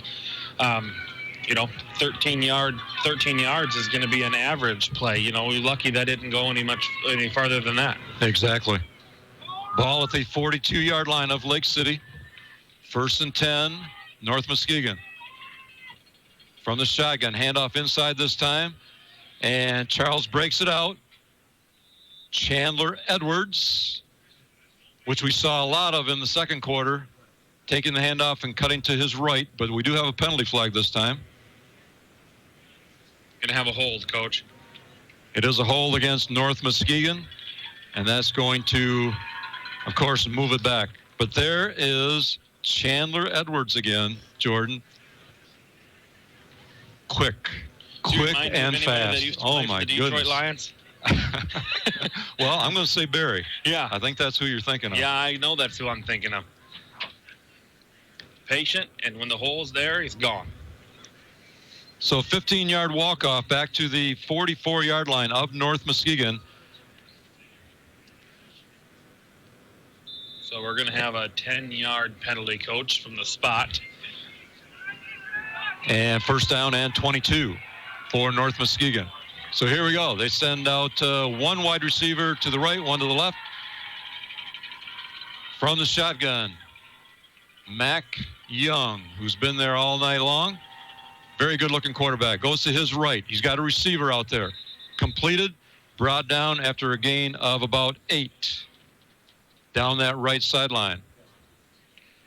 That time, T.J. McKenzie on the receiving end of that pass. McKenzie on just a quick out route. He lined up far right side of the formation. He run out. He just did an 8-yard out, and the quarterback was able to put it on him. Coach, that play didn't take but 3 seconds.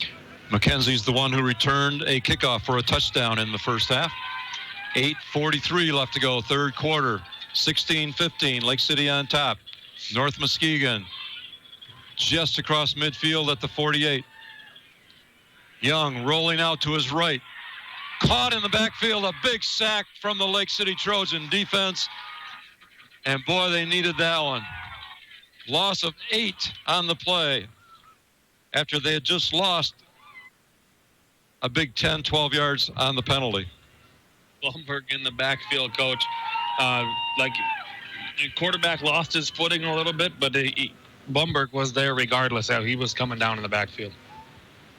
Ball now back at the 42-yard line of North Muskegon. 3rd and 24, big third down play.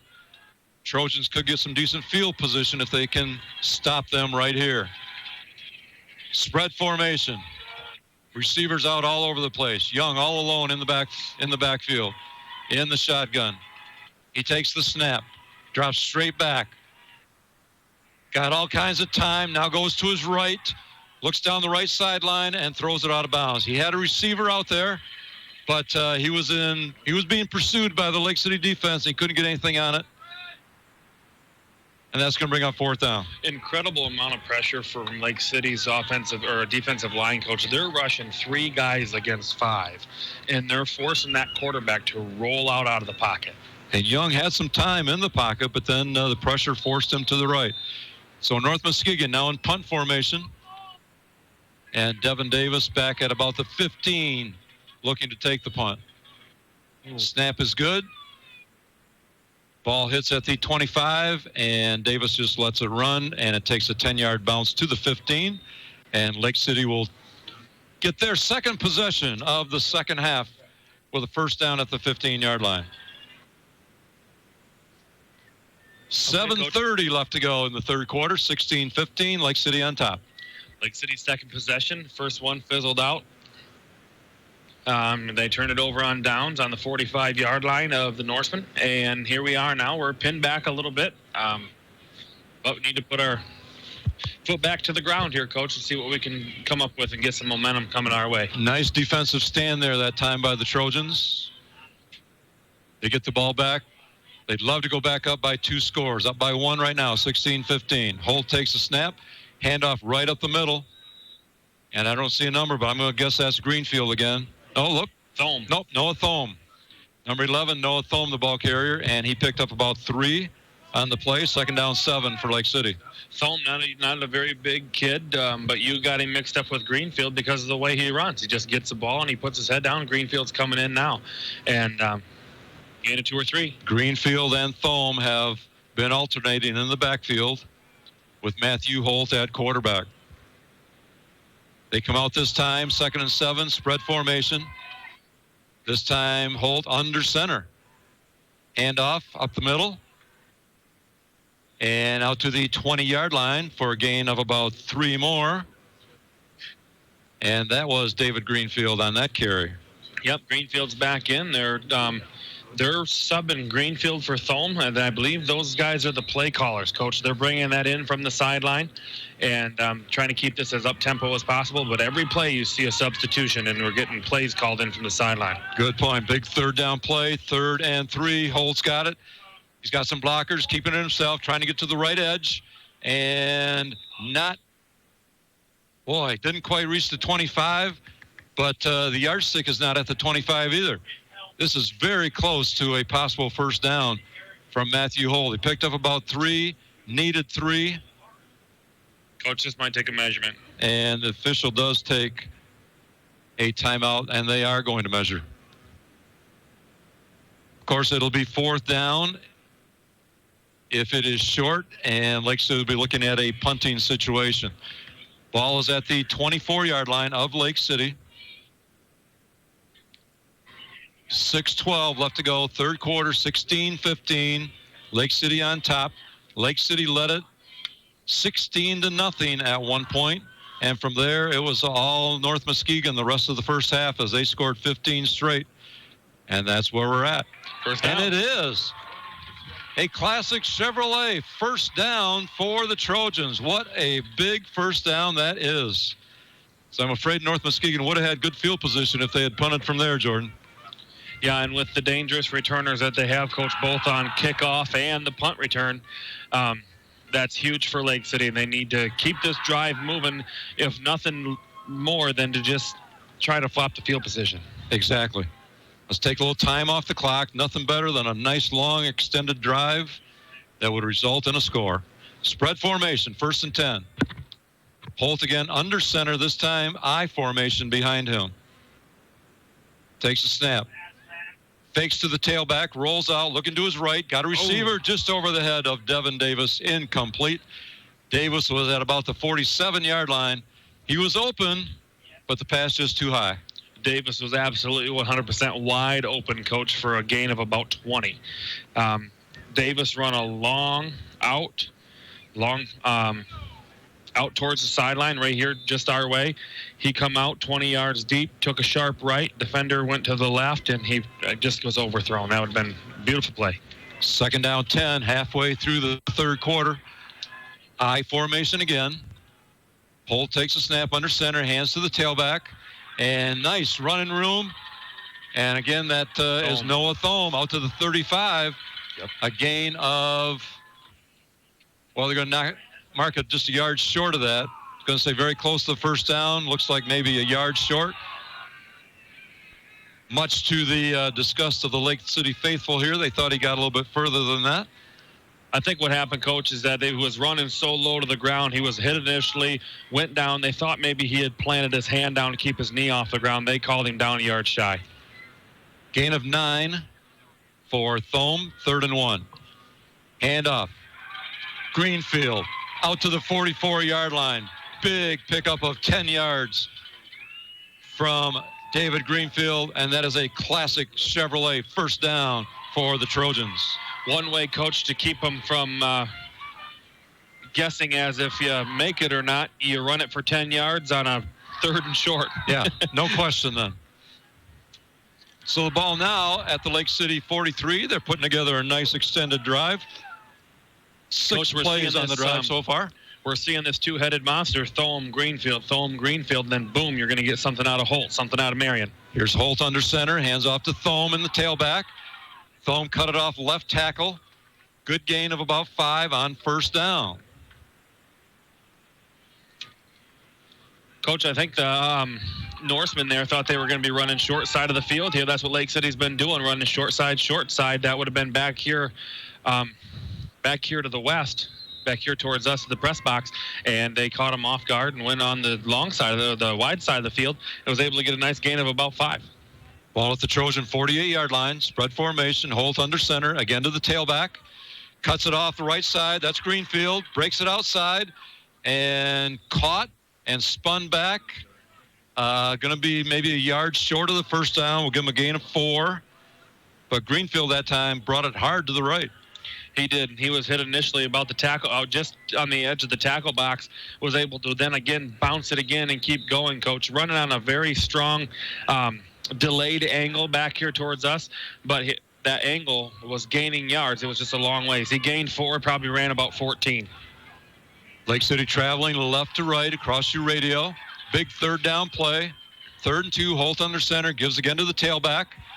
And nice running room straight up the middle.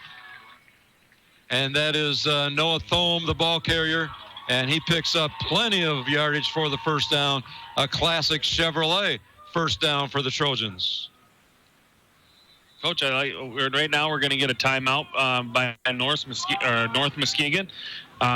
That extended drive and just wearing them down, they need to call timeout. Lake City putting together a nice drive, and North Muskegon says, we got to figure out a way to stop them. Timeout on the field. We'll take a timeout.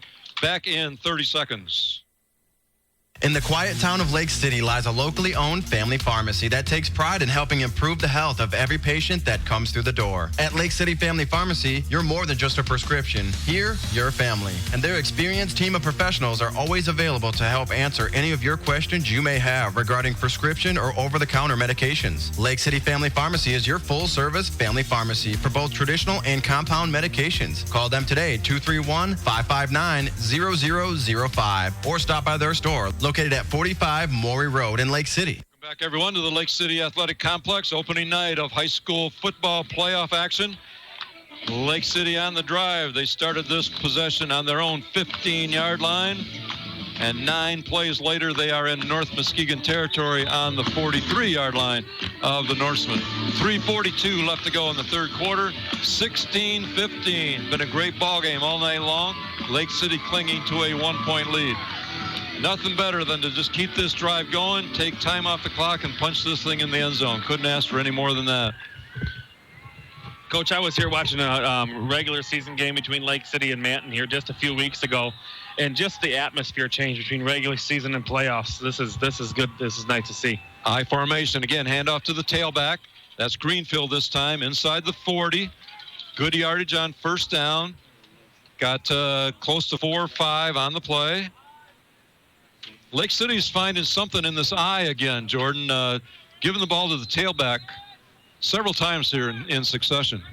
Yeah, in the first half they had success with the eye, and a couple of times they were getting initially met at the line of scrimmage, Coach. I can't tell you if at any time during this drive have they been touched until they're 2-3 yards down the field. Exactly. Under center again, takes a snap again to the tailback. This time Noah Thome, the carrier, and he made one step up to the line and then cut it to the right. First down. And able to pick up good yardage. We'll see where they spot it, and it is a classic Chevrolet first down for Lake City. Nice extended drive. Lake City putting together a great drive, which started on their own 15, now on the North Muskegon 33-yard line. Key to big drives down like a little bit. Yeah, key to big drive like this is keep the momentum, keep doing what you know is working, protect the football. Miles McLeod has been the fullback this whole time, and he's doing some nice blocking. This time he gets the ball on a quick opener up the middle. Holt from under center just turned and gave it to McLeod. And again, good yardage on first down. Gain of 5. That's been pretty common yardage on first down here in this drive. Yeah, when you're getting 4 to 6 yards a carry, Coach, it's not that difficult to continue on a drive down the field. And that run right there by McLeod, a lot like the fourth down run he had in the first half. And this time he did get some contact, and it didn't matter. This time from the shotgun, Holt takes it, going to the right on his own. And he's got some good running room. He's down to the 15. Inside the 15-yard line is Matthew Holt. Gain of about 15 yards for Matthew Holt. And another classic Chevrolet first down for the Trojans. 2:18 left to go third quarter. Lake City putting together just a fantastic drive, just exactly what they needed. Ball's at the 15-yard line. 1st and 10. Coach, they've got 76 rushing yards on this drive alone. They've only attempted one pass on the drive. Matthew Holt takes the snap, keeps it himself, this time bottled up at the line of scrimmage. Nowhere to go that time. First negative play, you might say, that we've seen this whole drive. They've just been churning it up going down the field. Yeah, and by negative, you mean no gain. We didn't lose anything right, there. Exactly. So, exactly. When you're used to 4 or 5, 6 yards a carry, sometimes we're hitting, 15 yards, 10 yards, 9 yards. When you get to 0, kind of makes you wonder. But Lake City, I feel like they're going to get it back on track. 2nd down and 10. Handoff to Greenfield in the I formation. Greenfield's down to about the 10. There you go. Gain of 5 on the play. 3rd down and 5.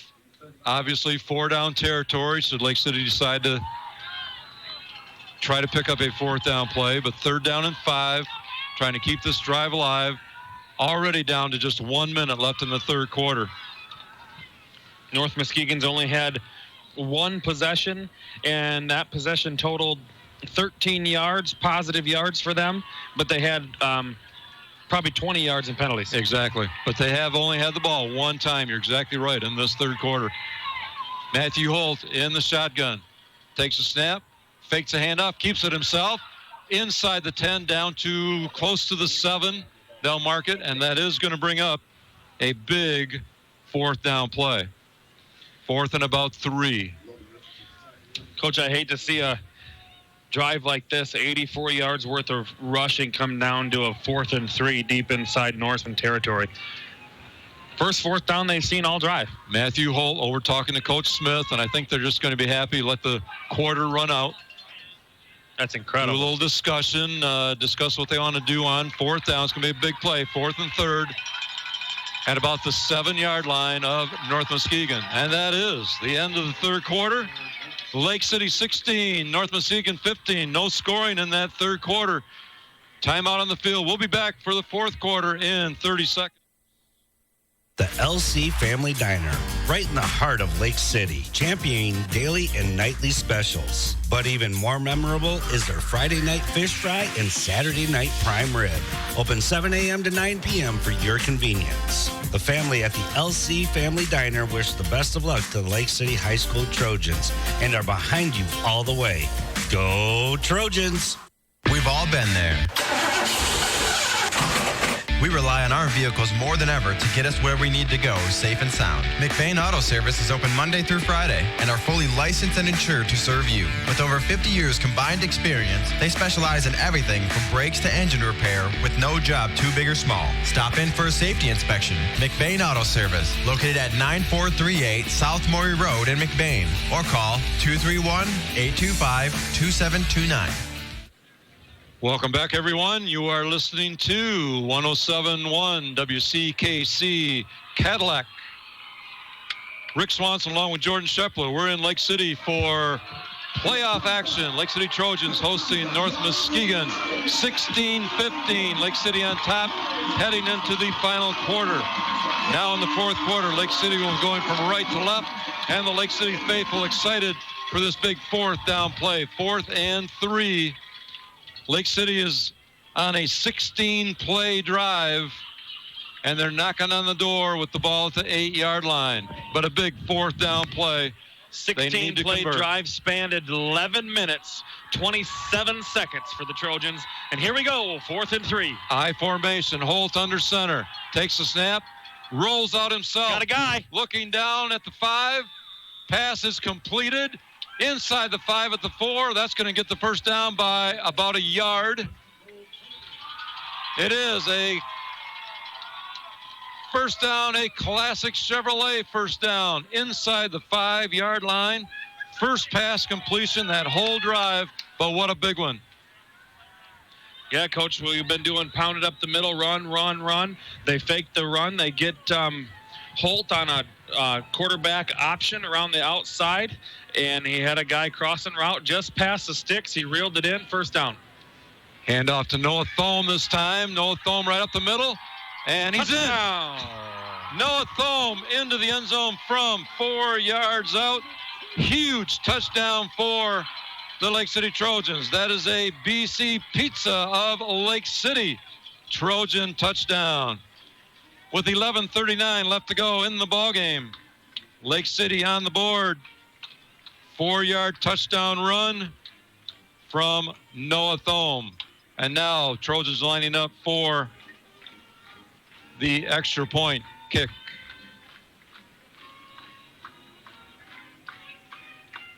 Here's a snap. It's good. Kick is up. And it is good as well. So the Trojans put the first score on the board of the entire second half for either team. And Lake City jumps out to a 23-15 lead. Well, Coach, you can't say enough about that drive. If you want a textbook drive in high school football to run some clock and punch it across the goal line, I don't know if you'll find a better drive than what just occurred right there in front of our eyes. 85-yard drive in 18 plays, resulting in a Lake City touchdown, which puts them up by 8. So at the very least, they're up a touchdown and a 2-point conversion. Yep. And that drive between the third and the fourth quarter, because we're only 20 seconds into the fourth quarter, was just 15 seconds shy of taking an entire quarter to complete that drive. A full 12 minutes. Yeah, we're in the fourth quarter. North Muskegon's had the ball one time. They've run 4 offensive plays here in the second half so far. Lake City getting excited, as you can probably pick up in the background. The Trojans ready to kick off now from the 40. Not only is the crowd getting excited, Coach, I'm getting excited. And now it's time for that Lake City defense to step it up and not let North Muskegon go down the field. The kick rolls down to the 20. Picked up at the 15. This is McKenzie, who already took one back the whole length of the field. He breaks a couple tackles, breaks it up to the left side. He's got some running room. He's out to midfield. He's down the sideline. He may take it again. Oh, my goodness. T.J. McKenzie takes it all the way back 85 yards on the kick return.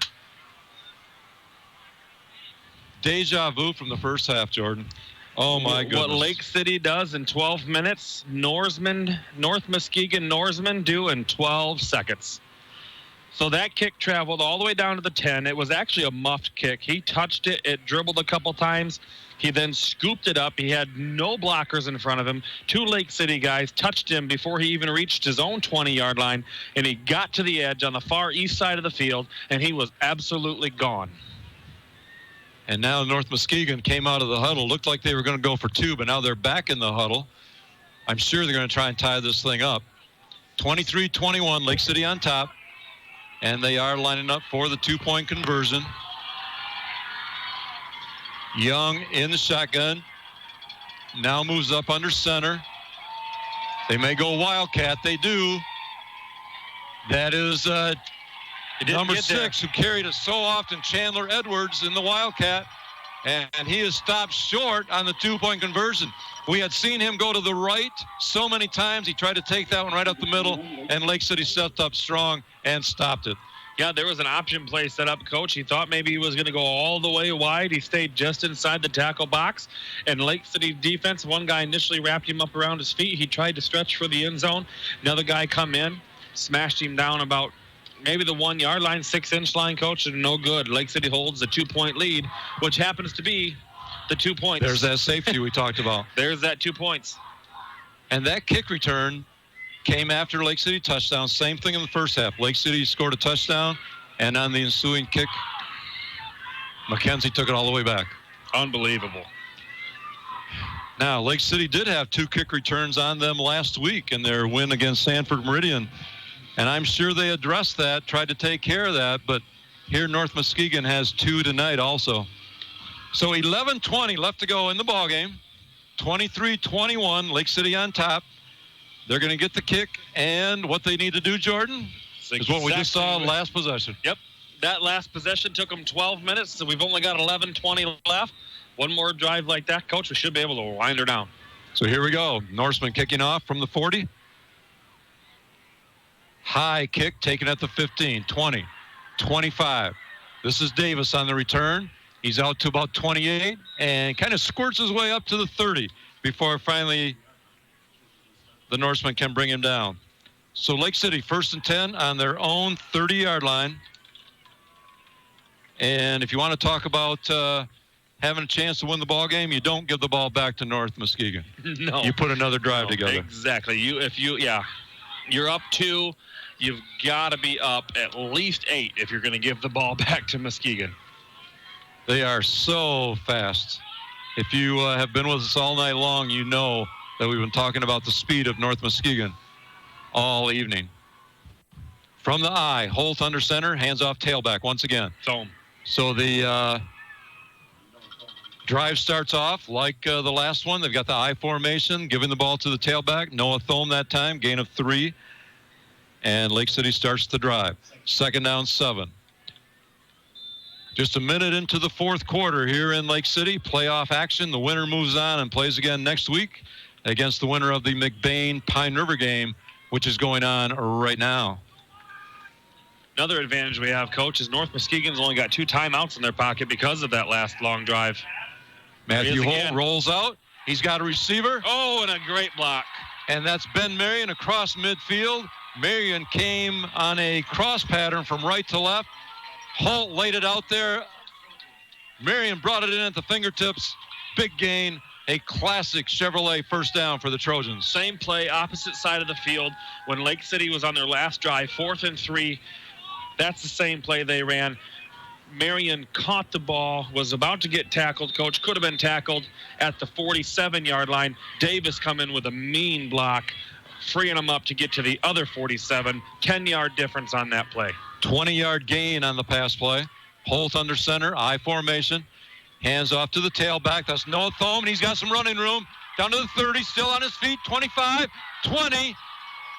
Noah Thome had a big opening and then took it probably another 15 just on his own, Jordan. Yeah, big gap opened up by Michael Grebe. He was able to block his guy initially, and he kept with the play and put another block on a linebacker deep down the field. Contact was made, Coach, like you said, 15 yards prior to where we are now, and Thome did it all by himself. About a 23-yard pickup on that one. The ball's at the 22-yard line of North Muskegon.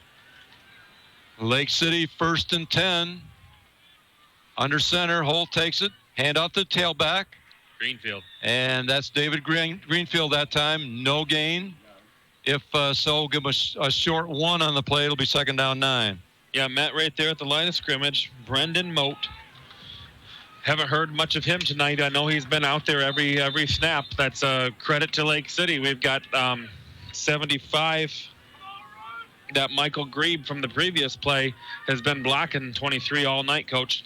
He hasn't been giving us any fits. And continuing that running back rotation, Greenfield comes out, Thome back in the tailback spot in the I. Holt rolls to his right. Looking for Ben Marion over there at the 15-yard line, and just broken up by North Muskegon. They got a hand in there to swat it away, and that's going to bring up a 3rd down. Yeah, the running back, Coach, playing both ways. That Chandler Edwards was right on Marion's hip. The ball was in a perfect spot. Only Marion could catch it, but Chandler Edwards was able to just get fingertips on it to knock it away. 3rd and long. 9:24. Clock is stopped with the incomplete pass. 9:24 left to go in the ballgame. Lake City up by 2, 23-21. Greenfield back in the tailback slot. Holt rolling to his right. Cuts it up. He's going to make a run. Made a couple of cuts. Avoided a couple defenders, but couldn't really get underway. Short gain of 1 on the play is going to bring up 4th down. Actually, the only guy that was open on that play was on this side of the field, but the play was designed to roll out to the far side of the field, and that took this guy unless you want to throw it cross field, which is a dangerous option. 4th down and 8 for Lake City. Ball is right at the 20-yard line of North Muskegon. Clock running, 8:46 left to go in the ball game. 23-21, Lake City on top. Coach, I expect him to put it in the hands of Holt here. They've been keying on Marion. I'm thinking that someone else is going to get open and going to be able to move forward from here. Holt in the shotgun. Jet sweep. Greenfield. Miles McLeod came from the right on the jet sweep, got inside the 20, but just a short gain of a couple on the play, and that is going to turn the ball over on downs back to North Muskegon. Well, Coach, that was a little bit of trickery. They faked a pitch to the right, handed it back off to McLeod, coming back towards us, towards the press box. And he had one guy to beat to get the first down, and he couldn't do it. He was tripped up. Well, now the Lake City defense has a task on their hands, to say the least. See if they can stop and corral this speed of the Norsemen. Ball at the 17-yard line. First down, North Muskegon. Young in the shotgun. Fake the handoff, threw it over the middle to McKenzie, just off his hand, incomplete. Yeah, Coach, that never even touched the wide receiver. It blazed past him and Holt. It went off Holt's hands in the secondary. And the reason why he had to get rid of that so quickly is Miles McLeod was in the backfield on that stunt that Mr. Hanel had told us about at halftime. I would certainly keep an eye on Chandler Edwards, number 6. We've seen him running off right tackle all night long. Second down, 10. Young in the shotgun, and does give it to Edwards. And Edwards tried to go left and then cut it back to the right after the Lake City defense put a stop to that. And we got a penalty. At the end of the play, probably lost a couple of yards, but we'll see what the penalty is. Face mask. And it's a big one against Lake City, grabbing the face mask. They had Chandler Edwards corralled after he got the handoff and tried to go to his left. But in the whole process, one of the Lake City defenders got a hold of that face mask. Well, on the bright side, Coach, it's the 5-yard variety. So we're still looking at a second down and 5 or 6 versus first and 10 from the 30. Exactly. So second down and 6. Ball is at the 21-yard line of North Muskegon. Spread formation this time. One setback is Edwards with Young in the shotgun. Drop back, 2-step pass. Looking to his right. Being chased, and he drops down at the 10-yard line. He went down, feet slipped out from under him, but the defense put some very important pressure on him. And even though they didn't touch him, they helped him go to the ground, Who nonetheless. else would it be than Blumberg? That's the second time tonight where the quarterback has started to slip. Blumberg was there. Quarterback has either gone down with Blumberg's help or went down on his own, and Blumberg was there to touch him down. Big loss on the play. Moves the ball back to the 11-yard line. Third down and about 17 for North Muskegon. Big play right here. Stop him on third down, get the ball back. 7:20 left to go in the ball game. Young in the shotgun. Spread formation for the Norsemen. Here's a snap. Drops straight back. Looking deep. And he's got it out there. Davis on defense. And intercepted. Matt Holt. Matt Holt on the interception for the Trojans at the 38-yard line. What a big third down stop by the Trojans and Matthew Holt. Well, Coach, not only can he throw him, that dang kid knows how to catch him, too. He had to go up. And it was kind of a jump ball with him and the receiver, but he came down with it. To number 5. What we got his Cook. They threw it at Cook. That's 6'6". And Holt climbed the ladder, played the ball just like he was the wide receiver, and come down with it. So the ball is at the North Muskegon 38-yard line. 7:06 left to go in the ball game.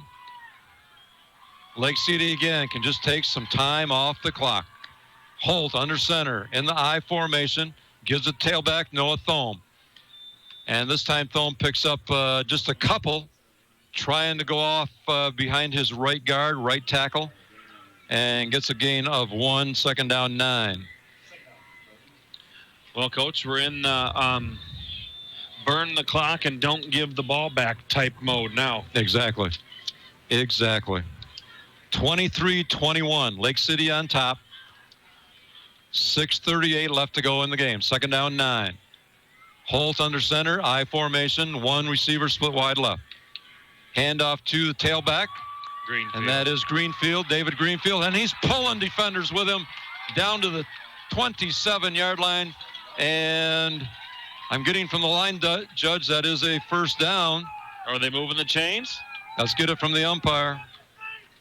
Oh. And the referee says no. It's too close to call. Let's take a measurement. Yep. Oh, there it is. They say it is. They're not going to measure.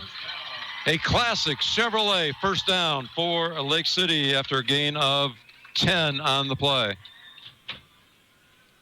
Big first down. Keep possession. Keep the clock running. Ball at the 27-yard line of North Muskegon. Greenfield took that handoff. He got hit 3 yards before the first down, and every yard he went after that, he gained another defender, and he still drug him for a first And he down. was dragging people. I formation again. One wide out to the right. Holt under center.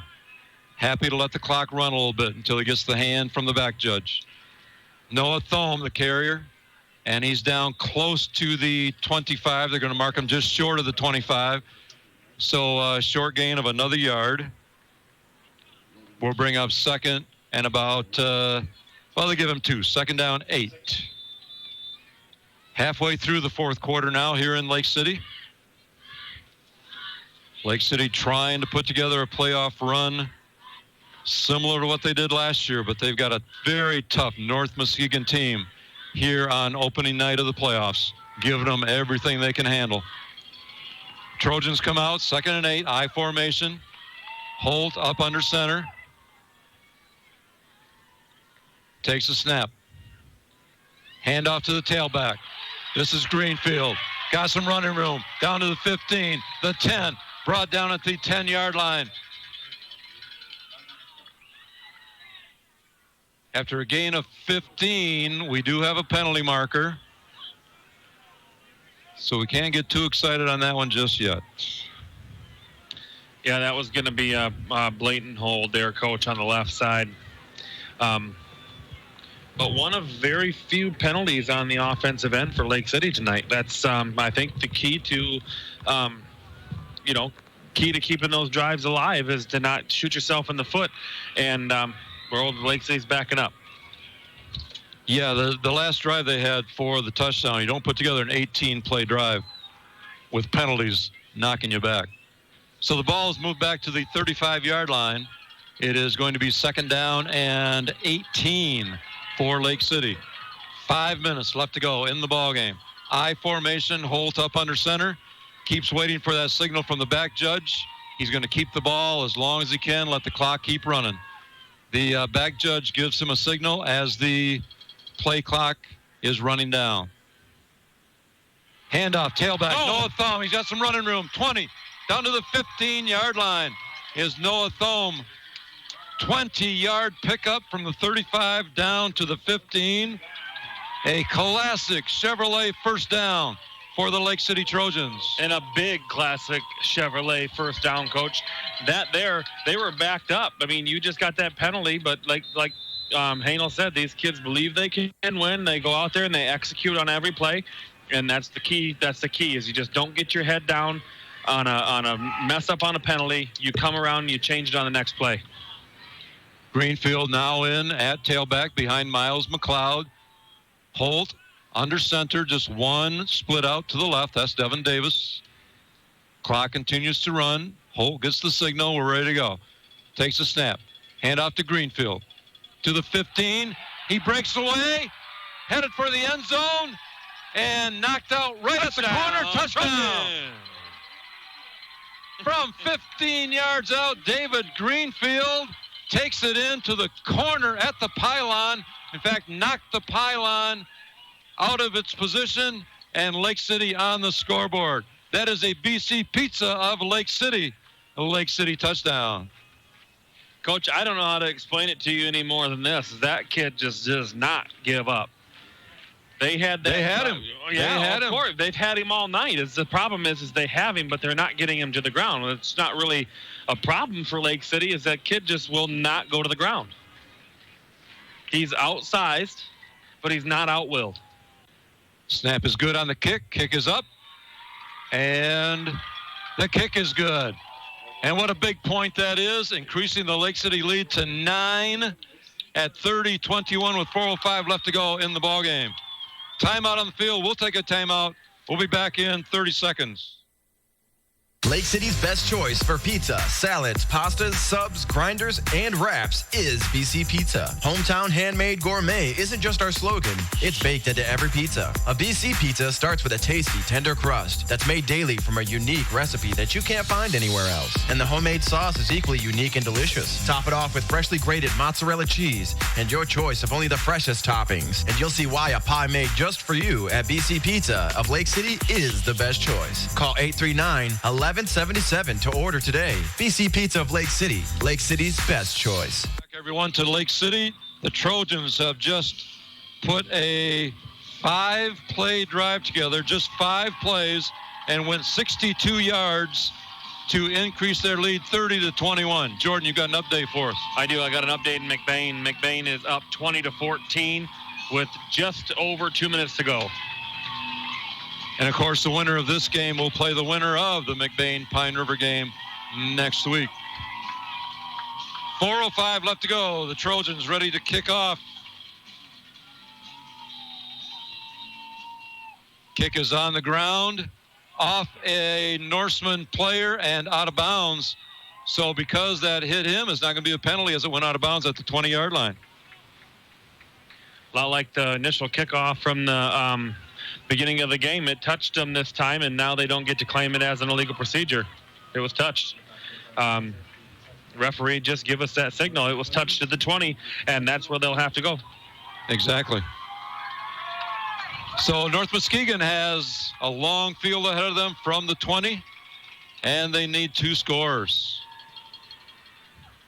Well, we just kind of dialed that up, Jordan, as far as what Lake City needed the last couple possessions, and they came through. Unbelievable. Did exactly what they needed to do. They had to keep the ball. They get backed up. They run it for 15 yards. And had to keep the ball away from the speed that North Muskegon has. So the Norsemen come out in a spread formation. Quarterback Young in the shotgun. One setback to his left. Back to pass. Being pursued. Now goes to his right. Running for his life. Ends up throwing it out of bounds at the 40-yard line. Really not close to his intended receiver, who was Jesse Cook, the 6'6" receiver we've talked about a little bit tonight. Michael Grebe, Thomas Blumberg again forcing the quarterback out of the pocket, comes near side of the field, and I give that play, that out-of-bounds throw, Coach, to the secondary. That was a coverage, what they would call a coverage sack. I would agree with you wholeheartedly. 2nd down 10 from the 20. North Muskegon looking for instant offense. They need to score twice. Young back to pass, looks to his left, lays it out there. Had a couple possible receivers there in McKenzie and Edwards, but Edwards made the dive for it and just off his fingertips, incomplete. 3rd down 10. Yeah, and Coach, I don't know if Edwards had a chance at that ball or not, but he might have lost sight of that ball as it was coming into him, because Ben Marion also laid out for that ball to try to see if he couldn't knock it away. He didn't touch it, but he might have gotten in his line of vision.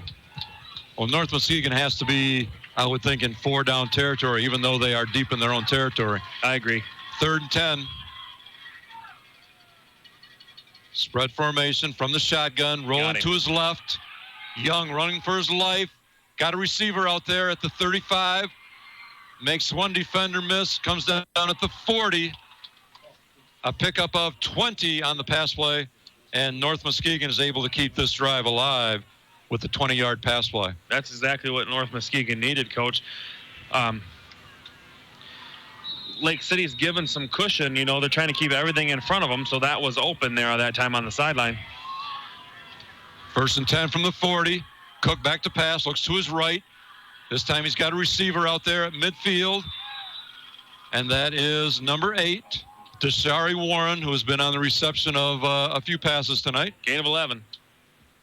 And another first down for North Muskegon. So, Coach, this is, they're getting some chunk plays here, but what we're doing is Lake City's backing up, letting them throw it over the middle, letting them throw it, 8, 9, 10 yards because of their speed. We don't want them to get behind us. From the 49-yard line of Lake City now, in the shotgun, Young back to pass, looking over the middle. He's got Warren. 2 catches in a row for Deshari Warren. Gain of 12. And a gain of 12 is good for another North Muskegon first down.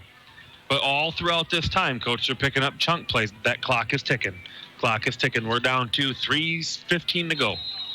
Ball at the 37-yard line now of Lake City.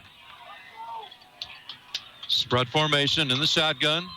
Young takes it, drops back, straight back, looking over the middle. He's got a receiver there, and that's Warren again, just catches it and goes to the ground. Brought down at the 28-yard line. It's going to be a little bit short of the first down this time. They're going to give him a gain of 9 on the play. Be second down and 1. Clock running, 2:52 left to go in the ball game. Lake City up by 9, 30-21. Coach, I look for Blumberg to get in the backfield here. He's been close every single time. They can't block him. Here's the snap. Young back to pass, looking over the middle, being pursued. Now has to run for it and try to go up through the center of the line. Got back to the 30 for a loss of a couple on the play. Good pursuit by the Lake City defense. Timeout. Trojans. And timeout taken on the field by Lake City just to kind of collect themselves. 3rd and 3 coming up for North Muskegon. 2:26 left to go in the ball game. 30-21, Lake City on top. Lake City has just turned in really a great second half, Jordan, tonight. Unbelievable, the changes. I don't know what was said at halftime. I know that we had touched on at the halftime interview the changes defense-wise. And really the only thing that's hurting us, Coach, is the kick returns. Exactly. The score tonight was 16-15. Lake City up by 1 at halftime. There have been 3 touchdowns here in the second half, 2 by Lake City on drives. And as Jordan just said, the one lone touchdown for North Muskegon was a kickoff return. Their second kickoff return tonight for a touchdown, both by T.J. McKenzie, one of the speedsters from North Muskegon. We've got some Lake City faithful texting me in here. We got an update from McBain. McBain over Pine River, 28-14. So the winner of tonight's game will take on McBain next weekend. Listen to this place, Coach. Lake City faithful are excited, and it's a big crowd that is here tonight. So here we go. 3rd and 3, obviously 4-down territory. Young in the shotgun, spread formation. 1 step back to his right. Takes a snap, drops straight back, goes out to the left flat. That was his running back. And that's Edwards, and Edwards all the way into the 15, inside the 15-yard line. And that is a pickup of about 15 for the first down for North Muskegon. So what that was, Coach, is Lake City's been doing so much blitzing that the line let them guys in. They set up a wide receiver screen, caught Lake City off guard, gain of 15, 16 yards. First down inside the 15 from the shotgun. Young back to pass, looking down in the left corner, and it's into the end zone. A North Muskegon touchdown, and that looks like McKenzie. It's like number 3 down there who hauled that one in, but we've now got officials waving their arms. Do we have a 14-yard touchdown, or? If we do, it's going to Cook. The officials are all huddled up. We'll see what the call is. And they pick up the flag, and touchdown is good. So 14-yard touchdown pass in the end zone to Jesse Cook, and that brings The Norsemen back within striking distance with 2:01 left to go in the ball game. 30-27 as they will now attempt the extra point. All right, Coach. So this is going to put them within 2. They are lining up for a kick attempt. 2 isn't going to make much difference if they were to go for 2. Snap is good. Kick up in the air. And it is good. Making our score now, Lake City 30, North Muskegon 28. We'll be back with the final 2:01 in 30 seconds. Lake City Area Chamber of Commerce proudly supports the Lake City Trojan football team on their quest for the state championship. Lake City Area Chamber of Commerce is committed to community development and local business success. Members are eligible for insurance discounts and have boardroom access for meetings and presentations. Join the Lake City Area Chamber of Commerce today with reasonable membership rates for both individuals and businesses. Call 231-839-4969 or visit our website for more info at lakecitymish.com. Together, we can do anything. Back everyone to Lake City where we have a nail biter. North Muskegon has just taken it 80 yards to pull within 2 points of the Lake City Trojans, 30-28, with 2:01 left to go in the ball game. Let me count plays here. 1, 2, 3, 4, 5, 6, 8 play drive, 80 yards and 8 plays for North Muskegon to pull within 2. Jordan, it takes me right back to that first safety when we said those 2 points could prove to be pretty big by the end of the game, and right now that's the difference. Yes, you're exactly right. That is the difference, and I'm telling you, Coach, we knew it from the get-go that was going to play a role. If this was going to come down and be a tight game, which we thought we were going to have some fireworks and be in a shootout, and that's exactly the boat we're in. Lake City's first points tonight did come by way of a safety. We'll give you a total recap of the scoring after the ball game tonight. Stay with us. We'll talk about what's up next, depending who our winner is. But now Lake City just simply has to take care of the football and take care of that last 2:01 on the clock. North Muskegon ready to kick off. Here we go. Onside kick up in the air. Taken in the air by Lake City's Devin Davis. And did we have a penalty? I don't see a flag, but they called it off. Devin Davis took that thing on the bounce in the air, headed for the end zone.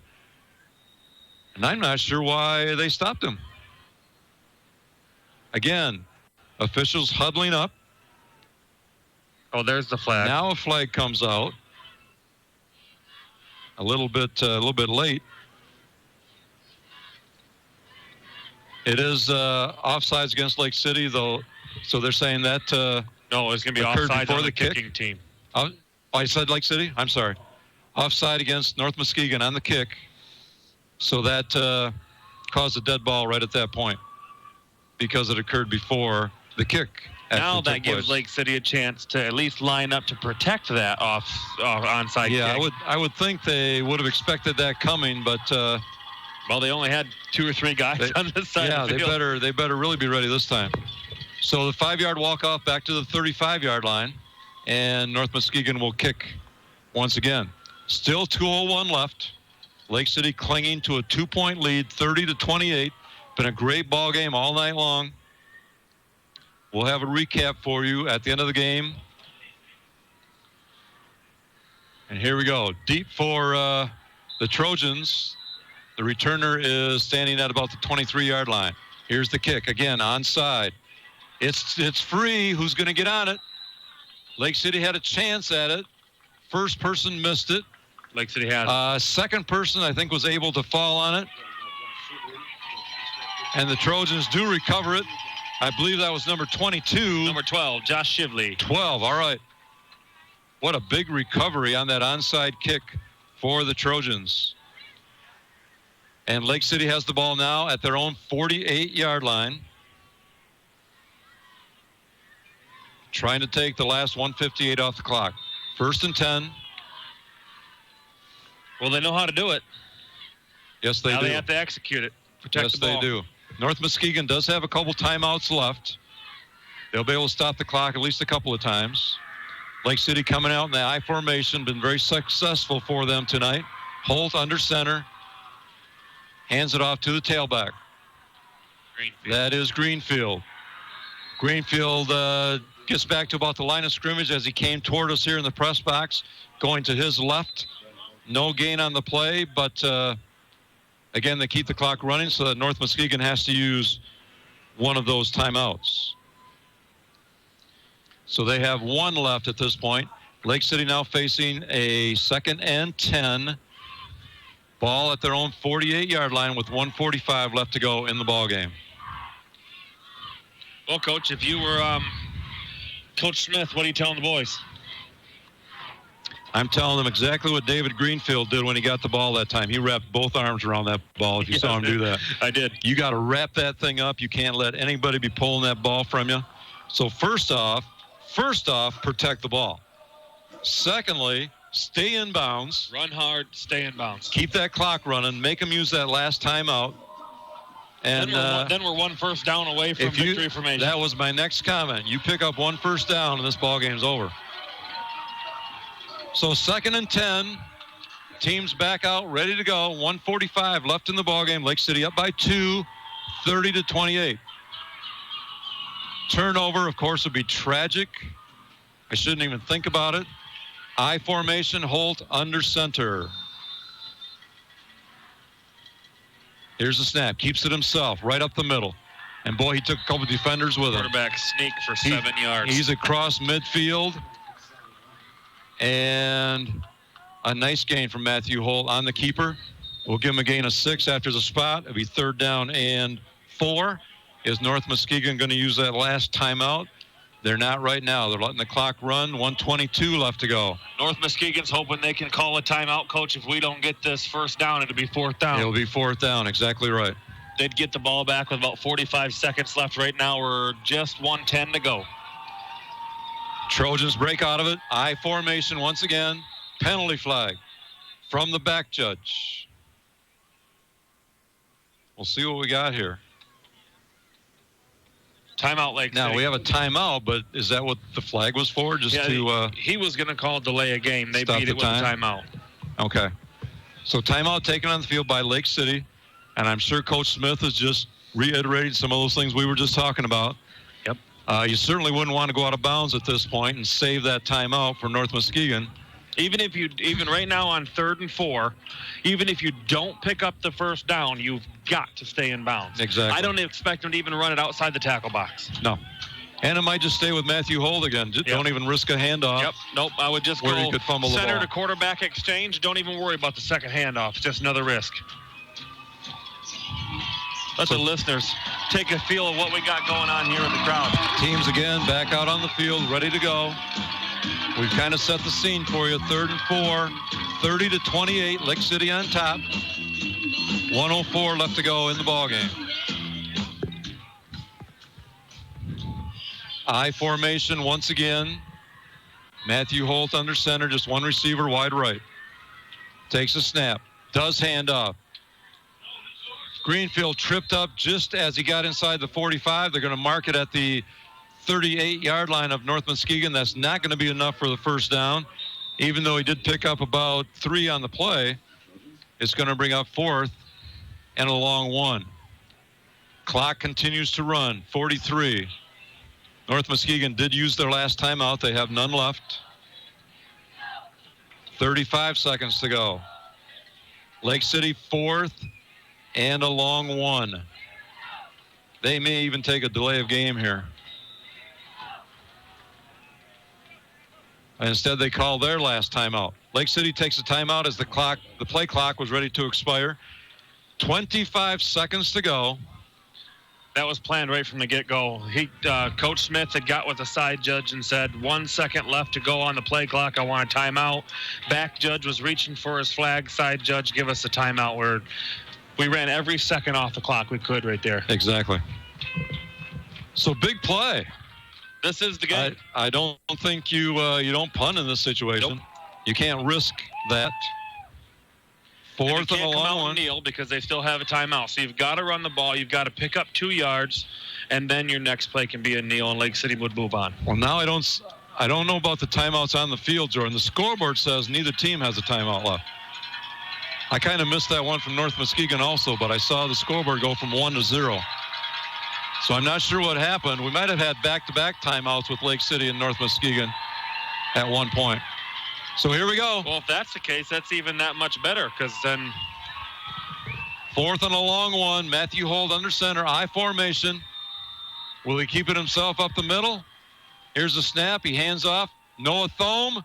And Thome is short. He's short. He broke it off to the right side, trying to get off right tackle.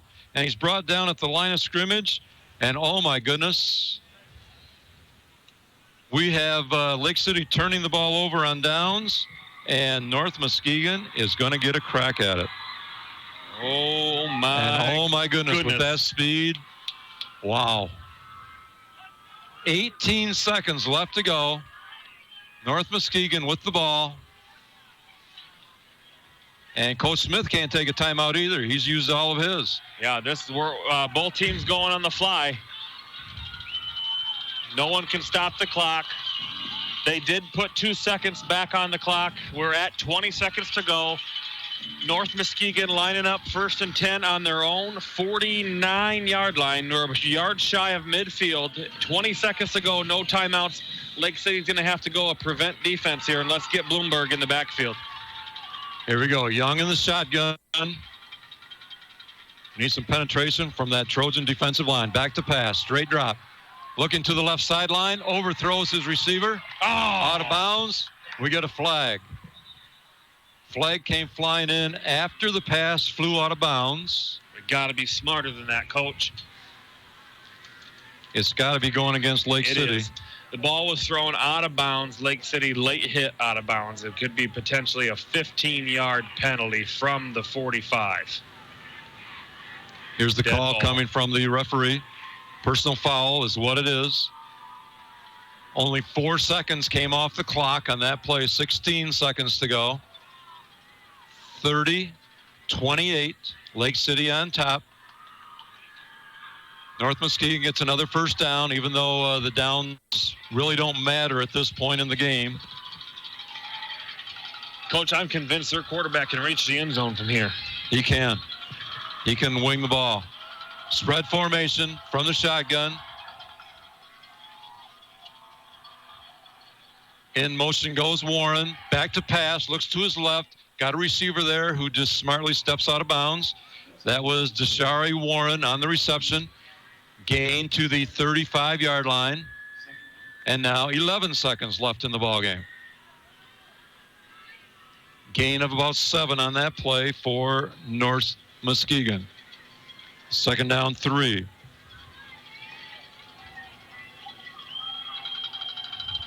Kind of taking, nerves are shaking. Yes, kind of taking their time. They have no timeouts. They don't want to delay. Spread formation. Took a little time getting the play in from the sideline. Be huge if we could get a sack here. It wouldn't stop the clock.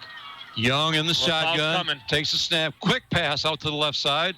Is completed to Jesse Cook, who just steps out of bounds. Gain of about 6 on the play. They're taking small chunks and very few seconds at a time. We are down to 7.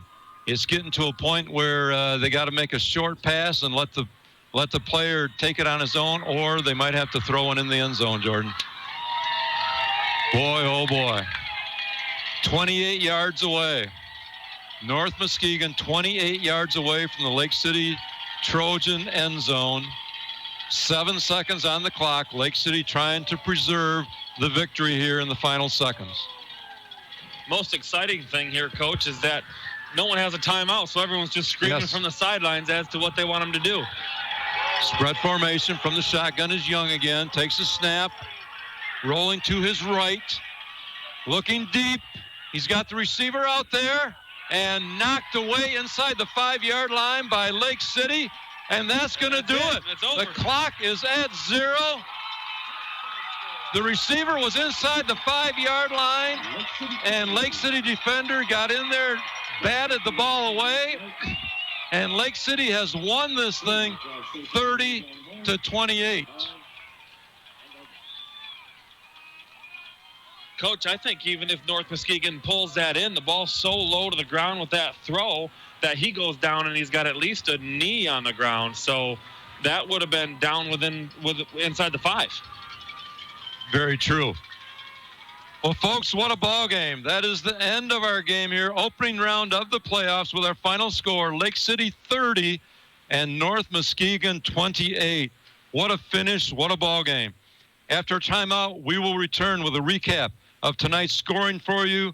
We'll have any statistics we can pass on. We'll talk about what happened, and we'll talk about what is next for Lake City after this very exciting win tonight, and also what is up next for us here at 107.1 The Drive. We will be back. Stay with us. Back in 2 minutes. Stop into High Point Auto and Truck Center in Cadillac for a great selection of new GMC and Cadillacs. High Point is your premier source for parts, services, tires, accessories, and new and certified used vehicles. We are your one-stop shop for every vehicle need that you may have. At High Point Auto and Truck, customer satisfaction is our goal. High quality, high standards, but low prices at High Point Cadillac GMC, located at exit 177 in Cadillac. Why walk all the way to the back of the big store to buy meat that comes from who knows where, when you can buy locally raised meats from a locally owned market? Meat bundles from L&J Meat Market of Lake City can fill your freezer for less and feed your family for weeks on end. L&J's beef bundle includes 15 to 20 pounds of roasts, 20 pounds of steaks, and 25 pounds of ground beef, all locally raised. Don't forget to ask about their chicken, pork, and sampler bundles and their custom beef and pork processing.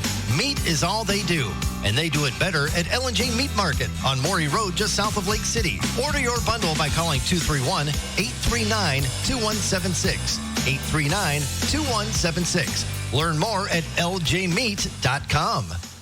High school students are training for the jobs of tomorrow today at the Wexford Misaki Career Technical Center in Cadillac. Juniors and seniors from 12 area high schools can choose from 14 career-driven programs. Free college credit is available. Visit WMISD.org and click or tap the Career Technical Education link. See all the great programs, then talk to your student's counselor. Call 876-2200. The Wexford Misaki Career Technical Center on 13th Street across from Baker College. Proud to serve the students of Lake City High School. CTC is the place to be. The harsh northern Michigan winter is right around the corner, and that's why you need to heat your home with Holton's LP Gas. Call them today at 231-839-4600. You can contact the office for specials today, and if you're a new customer, they've got specials just for you. Holton's LP Gas has been in Lake City for 30 years, but don't worry, they service the entire listening area with 24/7 live trained professionals. Holton's LP Gas is a proud supporter of Lake City Athletics. Welcome back, everyone. Rick Swanson with Jordan Shepler from Lake City. Opening round of the MHSAA playoffs tonight, where the Trojans have defeated the North Muskegon Norsemen by the score of 30-28, the slimmest of margins. North Muskegon ends their season at 5-5 overall, while Lake City improves to 10-0 on the season and moves on to the district championship game next week, facing McBain, who defeated Pine River tonight. And that game will be right here in Lake City next Friday night. Let me give you a recap of the scoring, especially if you joined us late. We'll fill you in on what transpired throughout the ball game, and a great ball game it was. In fact, as Jordan and I sit here, one of the coaches from North Muskegon, who was up here in the box all night long, just stepped over and talked to us a little bit during the timeout and just said himself what a great ball game it was. So with the scoring, Lake City opened the scoring with a safety, and at the time we said could be a big 2 points, and that ended up being the margin of victory. With 5:44 left to go in the opening quarter, Lake City did come away with 2 points in the safety. North Muskegon backed up to their goal line, had a holding penalty in the end zone, and that resulted in the safety. When they took the ensuing kick, Lake City then marched 44 yards, capped it off with a 10-yard scoring pass to Ben Marion. The kick was good, and with 1:29 left to go in the first quarter, Lake City led it 9-0, and that was our score at the end of the first. In the second quarter, Lake City in 7 plays went 66 yards and capped it off on a 25-yard pass from Matthew Holt to Devin Davis. The kick was good with 8:36 left to go in the first half. Lake City was kind of having their way, and they led it 16-0. But then North Muskegon mounted the comeback. Following that touchdown on the very next kickoff from Lake City, T.J. McKenzie took it 90 yards on a kick return to get North Muskegon on the board for the first time. The extra kick was good, and North Muskegon pulled within 16-7. On their very next possession, North Muskegon's next possession, they scored on a 23-yard pass play from Young to Warren.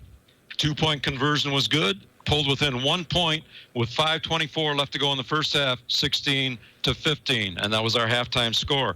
In the third quarter, both teams were scoreless. Lake City used up most of the clock of the third quarter with a very long 18-play drive, but they actually didn't punch it in until the fourth quarter began, and they capped that 18-play drive off, which was 85 yards in length, with a 4-yard touchdown run from Noah Thome. Kick was good. Lake City was again up by 8 with 11:39 left to go in the ballgame, 23-15. On the next kickoff, following that touchdown, again, T.J. McKenzie took it on the kick return all the way. 90 yards. 90 yards. Extra point, no good. And Lake City clung to a 23-21 lead with 11:20 left to go in the ballgame. The next score came from Lake City, which gave them what looked like to many people maybe a nice cushion. They got a 15-yard run from David Greenfield. Extra point kick was good. With 4:05 left to go in the game, they extended the lead to 9 at 30-21, a 2-possession game. However, North Muskegon on their very next possession came back and scored on a 14-yard pass play from Young to Cook. The kick was good, and with 2:01 left to go, we're at 30-28. And then it was just hang on for dear life at that point. North Muskegon had the ball at the end of the ball game in Lake City territory, working their way down, had a pass play inside the 5-yard line as play expired. It was incomplete. And, of course, North Muskegon was looking for a flag on the play, but Lake City narrowly hangs on, and they move on with a 30-28 victory. Jordan, I'm still trying to catch my breath a little bit. Yeah, it's unbelievable to have sweaty palms in 41-degree weather. What do you got for some numbers for us? Well, second half numbers, I have Lake City with a whopping 194 rushing yards. I have them at 2 for 5 passing for 25 yards. And then I have North Muskegon, and it's a tale of two tapes here. We had the first half and we had the second half. North Muskegon in the first half, Coach, I had them at 88 rushing yards. In the second half, and I have them at 24 in the hole. I have their passing. They become one-dimensional. They were down. They had to pass. I have them going 10 for 13, which is really good passing, for 86 yards. So Lake City's change at halftime was able to turn North Muskegon one-dimensional, which is what we thought where they were going to be all night. Turned out they can run the ball. First half they did that. Second half, 24 yards in the hole, and Lake City able to hold on. North Muskegon ran 15 offensive plays the entire second half, and I think that's a big key to the ball game in the sense that if you followed us all night long, North Muskegon has such tremendous speed on this team, and to keep that offense off the field and only allow them 15 plays the entire second half, I think had a big part to play in Lake City being able to hang on. What they have almost 30 in the first half. Win this thing. 25. So, one thing I do want to touch on, Coach, is there's no one left in the stands, but they're all still here and they're on the field. They're all rallying around head coach and their family and what they've got going on with Harper and this community, and this is something to see. Well, nobody was certainly going to leave the game with the kind of game we had, and weather-wise, it was hanging on pretty good because we didn't really have any rain. I think the field was wet. Maybe in some spots there's a little slipping out there going on, but weather-wise, it's just good football weather. And, boy, we were treated to a fantastic ball game here tonight. So in looking ahead, I see only one thing, Jordan, and I'm kind of jumping in here with my own speculation. But if you look at one thing, Lake City has done so well.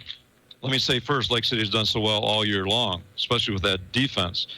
But if you look at one thing, last week they had 2 kick returns for touchdown. Tonight again, 2 kick returns for touchdowns. And that's really the only thing I see that they're going to really have to take care of moving forward. Yeah, and I don't know if they can make an adjustment on the coverage that they're doing, or if there's a way to figuring out a way to kick the ball off differently, you know, make sure that they're getting it away from some guys, which I think is like what you touched on first in part of the game, is that they were trying to do that. Maybe they knew that coming in. They were kicking away, kept getting penalty, had no choice but to kick it deep. And even when they muffed it, or if it rolled to them, they would still pick it up and run it back. There was, right. I mean, if they touched it, it was going back to the end. Yeah, what Jordan's referring to is at the beginning of the game tonight, North Muskegon won the toss and took the football, and Lake City kicked off 3 times. First 2 went out of bounds, and they may simply have been trying to keep the ball away from them. But we had 3 kickoffs before we actually got this ball game underway. We had 3 kickoffs, and the clock was still at 12 minutes. So, with Lake City hanging on tonight by the barest of margins, we will be back with you again next Friday. I talked to Athletic Director Tim Hanel. He was sure that the game would be on Friday night rather than a Saturday afternoon game. It is McBain they're going to be playing. They'll be coming up from just down the road. So next Friday night with the district title game. Game time is 7 o'clock. We will be on. We will be carrying the game for you again with our pregame beginning at about 6:40. Again, Lake City will take on McBain. So we have another big Highland Conference showdown in the district title game next week. And I might remind our listeners, that game during the regular season, Lake City and McBain, was 14-12. Lake City on top, and McBain was going for a 2-point conversion with no time on the clock at the end of the game to try and tie it. So we could be in for another really good one next week. I don't know if I can take another one like that. I told you earlier in the half, I'm getting too old for this. And that, and I said if Jordan's too old, that certainly makes me really too old for a game like this. But the winner of that game next weekend will advance to the regional title game the following weekend. And we'll talk more about that next week at halftime. We'll go over the entire regional with you, which is region number 1 in Division 7. So we want to thank again the local businesses who are sponsoring Lake City playoff football for your enjoyment. And they are Wexford Missaukee Career Tech Center, McLean Transmissions, Lake City Family Pharmacy, Baker College of Cadillac, McBain Auto, Exit Realty, Land and Lakes of Lake City, BC Pizza of Lake City, Classic Chevrolet, Lake City Family Diner, Holton LP Gas, Lake City Chamber of Commerce, High Point Auto and Truck Center, LJ Meat Market, and Ebel's Hardware. We certainly thank them for allowing 107.1 The Drive to put Lake City football on the radio. And you are listening to 107.1 WCKC in Cadillac. So if you get a chance, stop in and thank these sponsors for their sponsorships. Jordan, any final thoughts as we wrap it up? Well, Coach, the game's been over for a few minutes. I'm finally catching my breath, and so I've had some time to think on final thoughts and what fight these Lake City Trojan kids have. I mean, if you played a talented team like that and you're able to control the clock, control the field position, and just be able to close a game out and do what the Lake City kids did versus a talented team like that, I don't know if there's many teams up in our area in our conference that would have been able to do that. Yeah, this was by far the most speed that Lake City has seen from any opponent yet this year. And to hold them off, fantastic effort on their part. Yeah, you move North Muskegon up into our conference, Coach, and that they're going to be teams 1 and 2. We just seen them play. Yeah. And in their own conference, North Muskegon finished in 5th place this year. Yeah. So they had some really tough competition themselves all year.